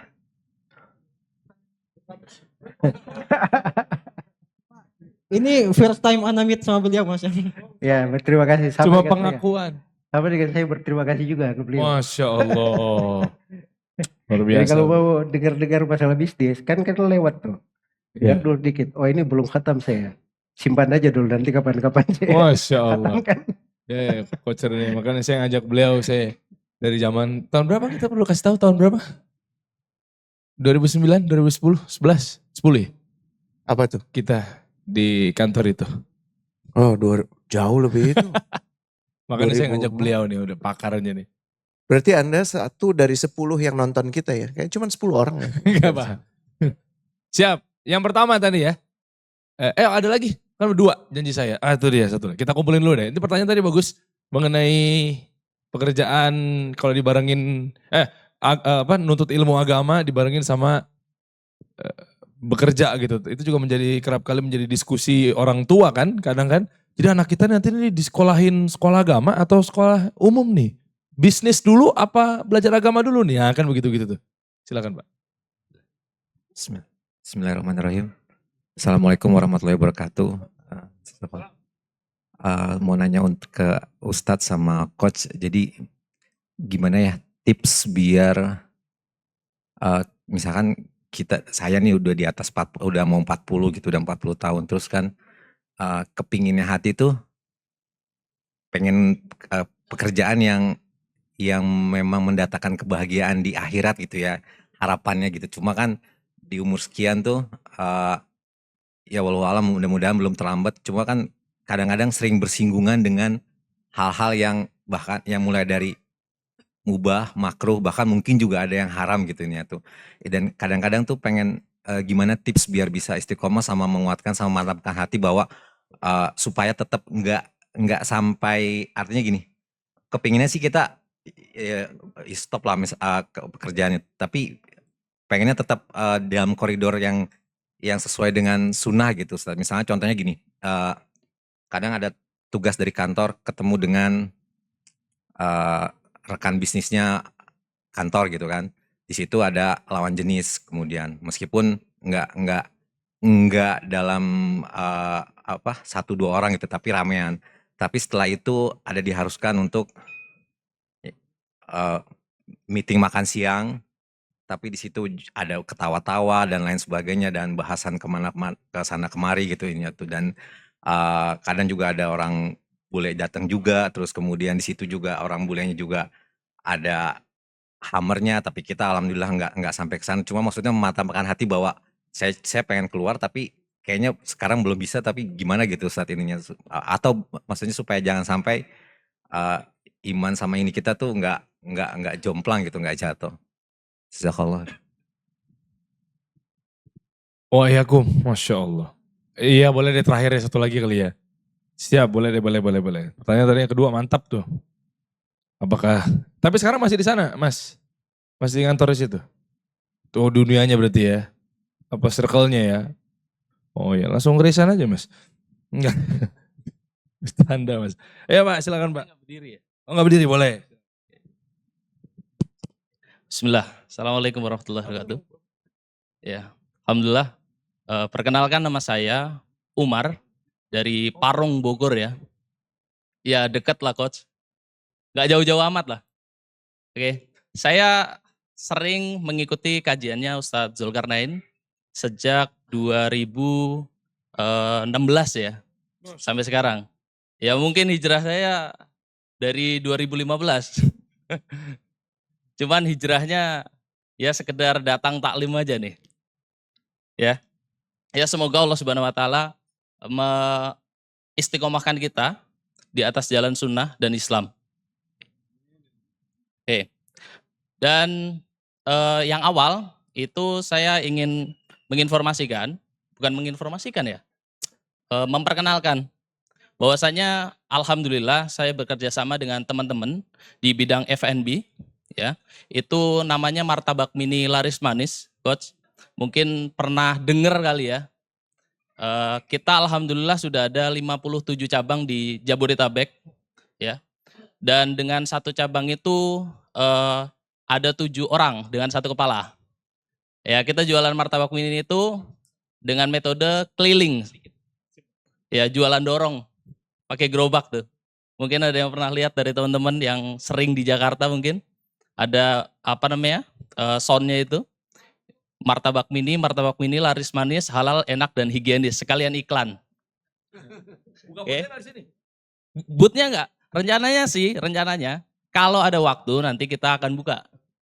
Ya, mungkin next di tahun berikutnya ya, 2025. Semoga Allah memperpanjang umur kita dalam keberkahan juga. Amin. Yang pertama, saya ingin bertanya, karena bidang F&B, apalagi ini mengenai juga metode usaha kita yang agak lain nih Ustadz dan Coach. Karena metodenya ini keliling, dorong gerobak, dan itu kan jarang sekali orang yang betah, orang yang kuat, ya. Kecuali nih orang-orang yang pakai ilmu the power of pepet, udah adanya ini kerja aja dah, ya. Dan jualan keliling itu biasanya mereka mendapatkan pendapatan itu sekitar total ya dari gaji dan juga bonus pekanan itu sebulannya bisa di angka 3,5 sampai 4,5 bahkan sampai 5 juta dari jualan keliling aja tuh. Oke. Namun di sini dengan pendapatan yang segitu ya, karena yang masuk di usaha kita ini mayoritas usianya itu di bawah 30 tahun mayoritasnya, dan sedikit sekali yang di atas 30 tahun, sehingga banyak sekali ini yang mereka tuh baru kerja sebulan, bahkan seminggu, bahkan ada yang 1 hari langsung resign, ya kan? 1 hari resign tuh, ya kata resign untuk 1 hari itu kayaknya enggak banget gitu. Baru 1 hari resign, lu aja baru uji coba gitu. Ya kebanyakan 30 ke bawah. Iya Gensi, saya juga Gensi. Gensi lah. Kan tadi nggak boleh mengelompokkan ya. Oke. Nah, berkaitan dengan turnover karyawan nih, Coach dan Ustadz. Bagaimana sih tips mengedukasi ini dari sisi duniawi ya? Itu mengedukasi yang tepat tentang ambisi kebawahan dari sisi duniawinya. Dan mengedukasi yang tepat dari sisi akhiratnya Ustadz. Dan Coach, tafadhal, barakallahu fikum, jazakallahu khair. Jazakumullahu khairan. Oh iya, aku berarti udah 3 ya. Sebentar, mungkin kita minta arahan ke Ustadz atau Coach Rene. Sebelum tadi Abang mau nanya lagi katanya tambahan, tapi di sini ada akhwat kan, biar kita imbang lah. Dari tadi kan akhwat belum bertanya. Gimana Ustadz? Akhwat mungkin kita kasih, apa Masnya juga nambah lagi, biar banyak banget jadinya nih. Kita ke akhwat dulu kali ya Bang Go ya. Nanti habis ini mungkin bisa kalau ada waktu nanti insya Allah ya. Akhwat tadi ada yang bertanya lewat pesan ya Pak ya. Boleh. Nanti mungkin di atas bisa dikoordinir, ada akhwat yang ingin bertanya. Ada, bisa dibantu nanti. Ada. Kita masuk yang satu dulu ya. Ini dari anak beliau, WhatsApp ke... Kenal udah lama Pak? Mana Pak? Oh iya. Ayah, tolong tanyain hukum dropship dan solusinya. Tolong ayah. Nggak jawab berarti tadi Bapak. Tuh ayahnya ada di bawah-bawah, baru baca. Ada emoji nangis lagi. Siap. Terima kasih, sama-sama. Gimana, kita tampung dulu, udah 4 pertanyaan. Abang nanyanya lama nggak Bang? Banyak Kak?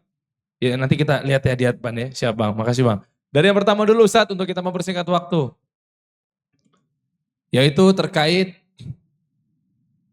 tadi abangnya mana? Ini. Antum Bang ya? Mengenai kerja tapi diniatkan ibadah ya, kalau tidak salah ya? Iya, baik. Silakan Ustadz. Jadi pertanyaannya bagus sebenarnya, masalah bekerja. Apakah itu bertentangan dengan belajar ya? Menuntut ilmu. Ya, jadi kalau dilihat pada kaidah dasarnya, orang yang belajar Al-Quran itu dikatakan di dalam Al-Quran, ma anzalna alaikal Qur'ana litashqa. Kami tidak pernah menurunkan Al-Quran kepada engkau Nabi Muhammad untuk membuat kamu sengsara. Jadi pada dasarnya belajar agama itu tidak akan membawa kesengsaraan. Itu dasar pokok sebenarnya. Yang harus kita pahami dan kita yakini. Hanya saja, kalau dilihat juga dari sirah para ulama, itu orang-orang mengukir sejarah para ulama tetapi melekat gelar-gelar pekerjaan mereka. Saya beri contoh misalnya. Ada murid Abu Hurairah.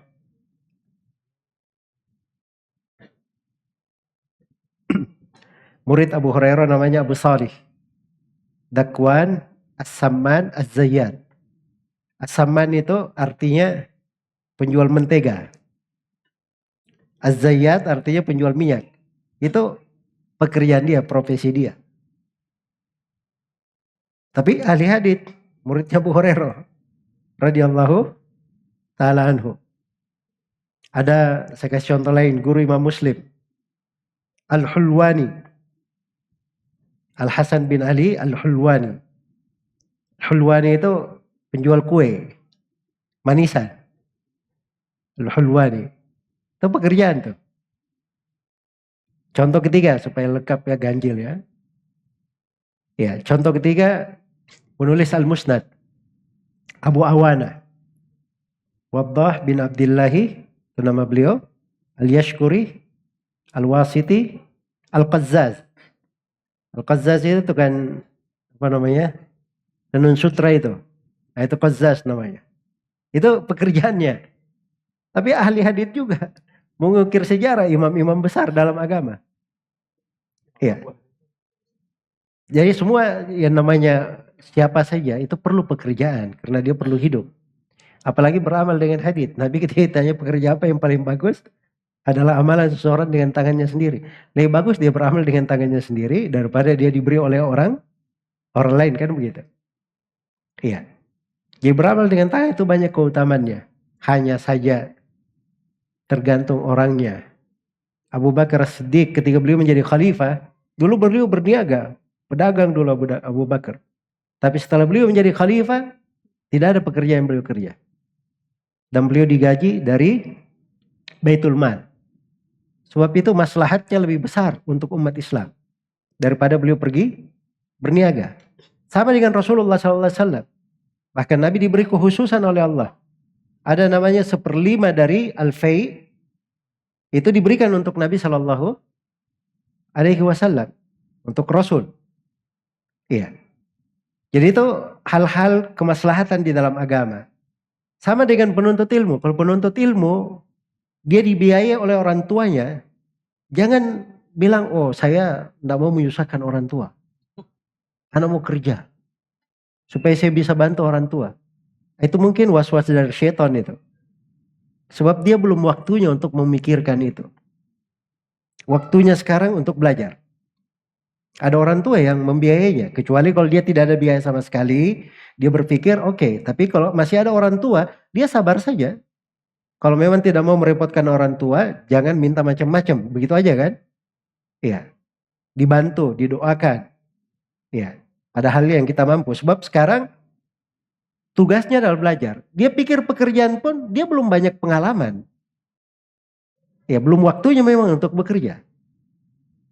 Nah, jadi kita sisa melihat saja apa yang diperlukan dan bagaimana kondisi orang yang bertanya tersebut. Tapi garis umumnya itu ada orang-orang yang bekerja, belajar, tapi juga mengukir sejarah.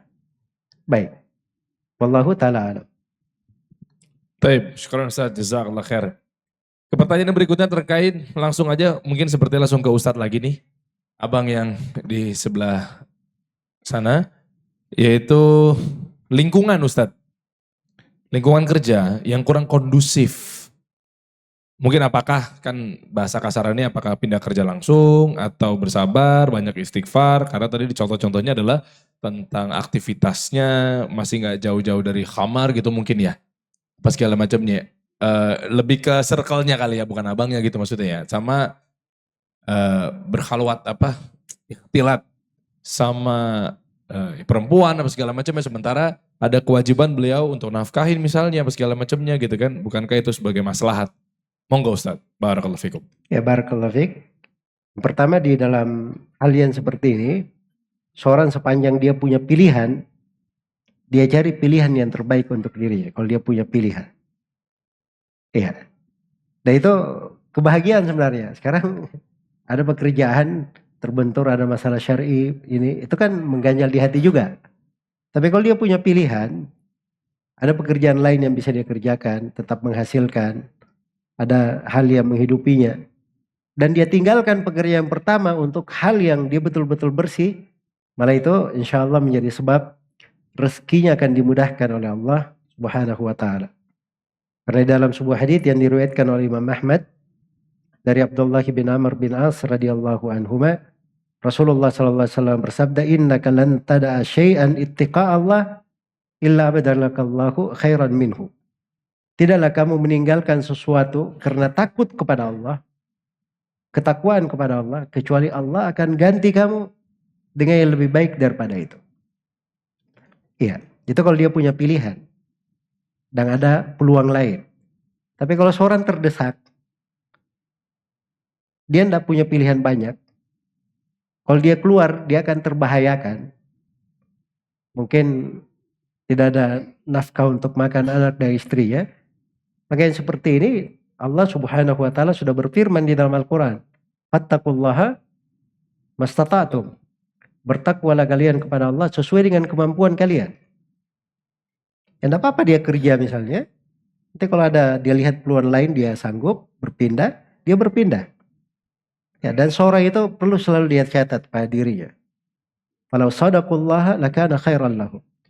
Kalau mereka jujur kepada Allah, itu yang terbaik untuk mereka. Jadi kalau di hati itu ada kejujuran, ada ketulusan, tidak perlu khawatir.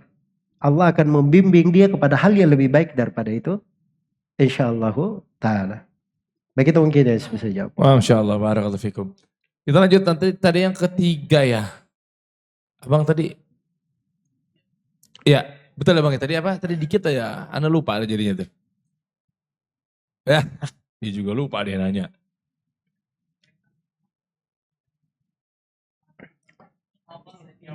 Oh, turnover karyawan. Turnover karyawan.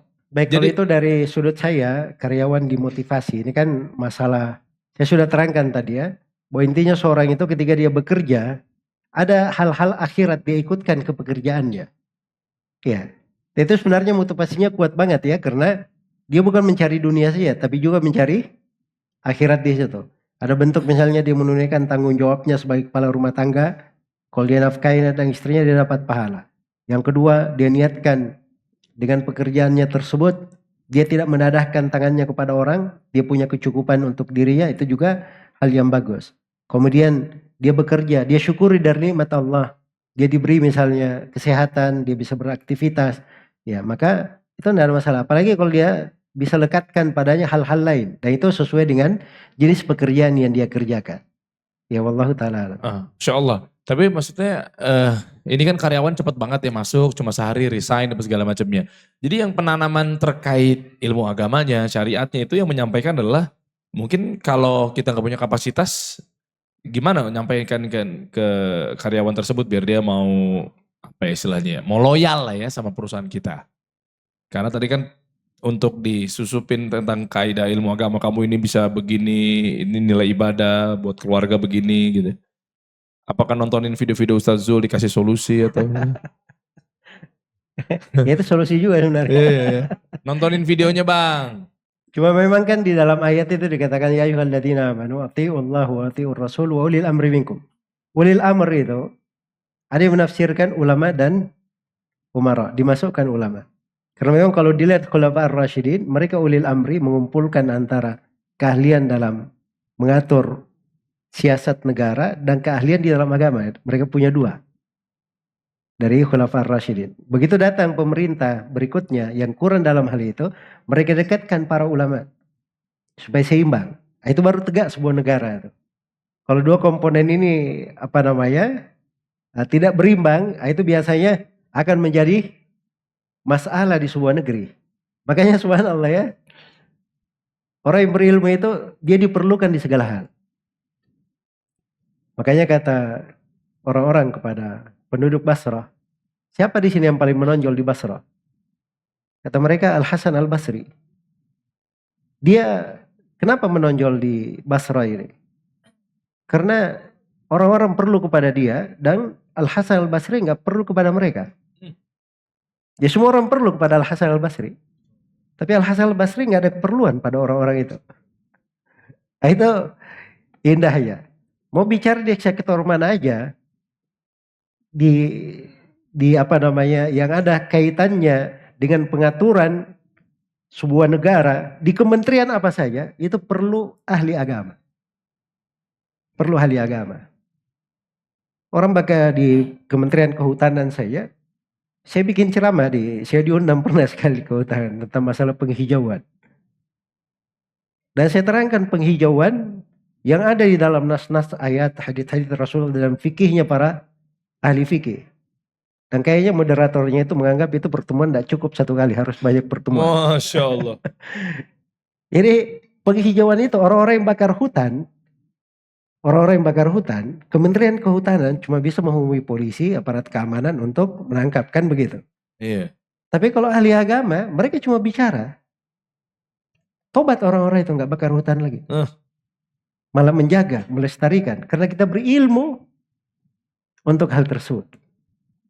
Iya. Jadi itu sudut sebenarnya. Kenapa ilmu agama itu penting. Mau bicara di bidang apa saja, ilmu agama itu diperlukan. Ya barakallahu fiik. Itu ya, sabar Ustaz. Insya Allah nanti di pemerintahan baru insya Allah akan banyaklah melibatkan kebutuhan-kebutuhan syariah. Ekonomi aja insya Allah nanti akan digenjot syariah Ustaz. Amin amin insya Allah. Saya udah dipanggil tugas. Yuk. Tadi yang bertanya akhwat ya. Bagaimana, singkat aja Ustadz. Bagaimana hukum dropship? Di era sekarang kan banyak kaum rebahan. Gak mau mungkin bangun brand. Gak mau produksi berdarah-darah dari nol. Adanya produk orang. Dia akad si produsen ridho. Kalau dijualin barangnya, dibuka nih, kita open nih. Makanya di istilah di TikTok tuh kan ada showcase. Itu kan bagian dari dropship sebetulnya ya. Jadi barangnya si produsen udah tinggal naruh aja tuh di laci lah. Tinggal diambil aja. Bebas kok, kita sudah ridho aja. Gas aja udah jadi affiliate-nya. Cakep nih, kita juga lagi banyak berhubungan soal ini. Mungkin bagaimana hukum dropship Ustaz? Jadi dia tinggal promosiin aja tanpa harus nyetok barang di rumah. Baik, jadi itu sebenarnya tergantung akadnya. Jadi kalau bicara hukumnya apa, sebaiknya dia datangkan. Saya yang saya kerjakan 1, 2, 3. Itu baru kita bisa menilai gitu. Iya. Ya. Tapi kalau ditanya pertanyaan umum seperti ini, jawabannya ada yang boleh, ada yang tidak boleh. Kan begitu. Yang tidak boleh itu kalau seseorang Oh ini barang dari ini, kayaknya cakep nih saya pasarin, simpan-simpan aja. Tapi dia nggak ada hubungan sama yang punya barang, tidak ada hubungan belum dibeli juga. Nah, itu kan masuk di dalam larangan orang yang menjual sesuatu yang belum dia miliki, kan begitu. Nah, sekarang dia tentukan akadnya dia sebagai apa? Sebagai wakil. Nah, boleh wakil, bisa wakil dari pihak orang yang membeli dan bisa wakil dari pihak si pemilik barang. Ada wakil, seorang bisa mengambil upah dari wakala yang dia lakukan. Kalau dia wakil dari pemilik barang, dia boleh menjual barang itu seperti si pemilik. Iya. Boleh. Jadi itu tergantung amanahnya apa. Iya. Orang itu wakala ya, diberikan wakala. Ada juga orang yang memang dia sudah diberi tauliah untuk menjual. Ini barang saya cuma minta 10.000. Terserah mau dijual berapa. Nah, itu boleh juga nggak ada masalah. Dan itu boleh menurut kesepakatan ulama. Dan seperti itu. Cuman rincian ya harus diterangkan kayak gimana bentuknya. Ya. Ya baik. Masya Allah. Izin Ustadz, bukan dinaikin tapi ini harganya tetap. Harganya sudah memang ditetapkan. Jadi bukan saya, pokoknya gue cuma jual 10.000 terserah lo mau jual berapa. Itu kan mungkin udah kompleks ya karena banyak banget pasti nanti. Tapi ini lebih kepada harganya udah ditetapkan. Tapi justru kita dapat komisinya dari menjadi dropshipper itu Ustadz. Jadi harganya 50.000 ya udah, artinya ya ntar lo dapat 10% ya. Itu masalah teknis saja. Saya beri tadi contoh-contoh. Berarti mirip-mirip nggak masalah Ustadz. Contoh ininya. Jadi kalau seperti itu sama aja tadi, tergantung pada akadnya. Bagaimana dia miliki barang itu sebagai wakil kah, sebagai apa dia di situ, baru kita bisa jelaskan ini boleh atau tidak boleh. Wakil yang dimaksud adalah ya memang si produsennya juga tahu bahwa akan dijual sama si ini dan si kita sebagai wakil juga mengambil barang yang memang si produsen juga akan membuka sebagai ini di open dropship loh gitu. Ya sekarang Derry punya banyak barang dikasih solusi. Iya. Sebenarnya saya menjadi wakil antum menjualkan. Barang nggak ada di rumah saya, semuanya dikasih solusi. Saya simpan di status saya. Showcase itu. Siapa yang mau beli, saya simpan harganya sekian-sekian. Itu nggak ada masalah. Oke. Karena saya sama aja dengan Derry sebagai pemilik. Ya, itu dengan akad. Tapi saya kenal Derry misalnya, punya barang di sana. Oh gampang lah. Nanti saya ngomongin Derry. Saya cek pasar dulu, bisa atau tidak nih. Ini nggak boleh karena saya belum ada akad-akad apa-apa dengan Derry. Oke. Dan saya dianggap nanti menjual barang yang saya tidak miliki. Dan itu salah satu hal yang dilarang di dalam apa? Transaksi jual beli. Ya barakallahu fiik. Allah barik fiik dan alhamdulillah memang kalau konsep yang sekarang yang kami pelajari Ustadz, produsennya sudah menaruh memang dia sendiri yang bilang open dropship, ada di sini, apalagi sekarang udah eranya digital ya. Ini linknya, kamu dapat persenan sekian. Jadi produsernya memang sudah mengetahui bahwa suruh Ridho bahwa ini udah nih, kamu sebar aja nih, bantuin saya dong jualin. Baik, sekarang udah jam 8-an ya, tadi sebenarnya masih ada yang nanya. Sebenarnya akhwat baru satu lagi nanyanya, kesian banget. Memastikan dulu ya, akhwat ada lagi gak yang bertanya? Dari tadi soalnya didominasi sama ikhwan. Ada di atas? Ada PIC atau perwakilannya? Mungkin kirim panitia yang ada di bawah berupa chat apa segala macam, nanti kita bantu untuk bacakan. Biar lebih seimbang aja lah bisa dibilang seperti itu. Kasihan juga udah jauh-jauh takutnya ada yang mau bertanya. Ada yang wakilnya di sana? Ada panitia akhwat di atas? Mana panitia ikhwan di sini sih? Ada? Ada? Kalau tidak ada, enggak ada ya? Cukup ya? Cukup ya? Oke. Ada? Enggak ada ya? Cukup ya? Oh ada? Udah enggak ada? Siap. Kalau begitu gimana Ustadz? Kita sudahi saja?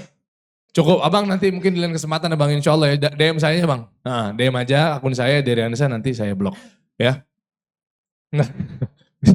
Enggak DM. Insya Allah nanti sampein ke Ustadz. Kalau memang pertanyaannya lebih serius atau ke Coach Rene. Aman. Insya Allah saya bantu ya. Baik kalau begitu mungkin ada yang mau ditambahkan Coach Rene. Ustadz Zul sebagai penutup nasihat buat saya Ustadz pribadi. Untuk buat teman-teman juga. Ada cukup Ustadz? Baik, jadi alhamdulillah memang sudut kebahagiaan itu diantara hal yang paling baiknya kalau sesuatu yang kita kerjakan itu diridhoi oleh Allah Subhanahu wa Ta'ala. Kemudian yang kedua, hal yang kita kerjakan tersebut manfaatnya banyak untuk manusia. Apalagi kalau kemanfaatan tersebut pada hal yang kembali kepada penjagaan terhadap jiwa. Di mana Allah berfirman dalam Al-Quran, وَمَنْ أَحْيَاهَا فَكَأَنَّمَا أَحْيَا النَّاسَ جَمِيعًا. Siapa yang menghidupkan satu jiwa, seakan-akan dia menghidupkan seluruh manusia. Terus yang ketiga, dari hal yang paling membahagiakan, kalau di dalam pekerjaan yang kita lakukan, itu tidak membawa kezaliman terhadap orang lain dan tidak membahayakan orang. Karena Rasulullah SAW bersabda, la darar wala dirar. Tidak boleh ada bahaya dan pembahayaan. Dan mutawatir dari Nabi SAW, beliau bersabda, al-muslimu man salibal muslimuna min lisanihi wa yadihi. Seorang muslim itu adalah siapa yang umat Islam selamat dari gangguan lisan dan tangannya. Dan di dalam sebuah hadits yang diriwayatkan oleh Imam Ahmad, Rasulullah SAW bersabda, wa inni la arju an alqa Allah wa la yutalibuni ahadun bimatlabin imalin waladam. Kata beliau, dan saya sangat berharap menghadap kepada Allah Subhanahu wa taala dan tidak ada yang menuntut saya. Tidak di dalam harta dan tidak pula di dalam darah.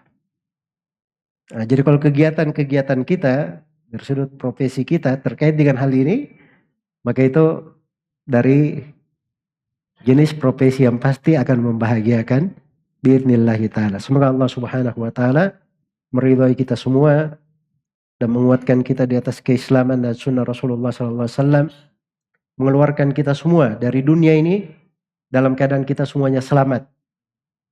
Selamat pada hal yang terkait dengan Allah, terkait dengan Rasulnya, terkait dengan agamanya, dan kita juga selamat pada hal yang terkait dengan sesama manusia dan sesama makhluk. Innahu waliyyu dzalika wal qadiru alaih, wallahu ta'ala. Baik. Baik, syukran Ustaz, jazakallahu khair wa barakallahu fikum. Bentuk apresiasi dari kami mewakili Islamic Festival ya. Tentunya tadi buat penanya yang terakhir, tadi Bapak yang bertanya ya, ini ada hadiah dari Coach Rene Suhardono, jika ingin karir Anda hidupnya matang ke depannya, jangan sampai salah langkah, semua dibocorin di sini. Ini Bapak tadi mungkin bisa dikasih anaknya tadi juga sekalian. Tadi ada satu lagi mana ya? Macam nih. Tuh, ini pedomannya ini sering kita kupas nih, bedah buku dikasih solusi tuh. Tentang bagaimana cara meniti karir. Ada satu, tadi mana tuh lagi ya? Masnya ya? Ini Mas. Biar bisa karirnya lancar, jadi bisa jaga pandangan insya Allah kali Mas ya. Siap, terima kasih. Tadi Ustadz Zul juga sudah sampaikan nasihat di ujung kalimat. Coach Rene Suhardono juga terima kasih. Baik kalau gitu kawan-kawan semua, terima kasih banyak atas atensinya, insya Allah bermanfaat dan bisa diamalkan ya.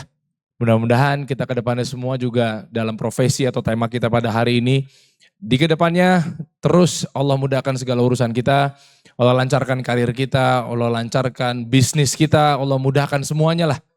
Ya, cuan tapi tetap yang penting akhirat duluan, baru nanti dunia akan mengikuti. Baik, terima kasih sekali lagi Ustaz Zulkarnain Sunusi, Coach Rene Suhardono, semoga Allah jaga beliau-beliau itu orang-orang hebat dan Allah berkahi ilmu-ilmunya. Saya Dery Ansa, mohon maaf kalau salah-salah kata. Jazakallah khair wa barakallahu fikum. Subhanakallahumma bihamdik asyhadu an la ilaha anta astaghfiruka wa atubu ilaik. Assalamualaikum warahmatullahi wabarakatuh.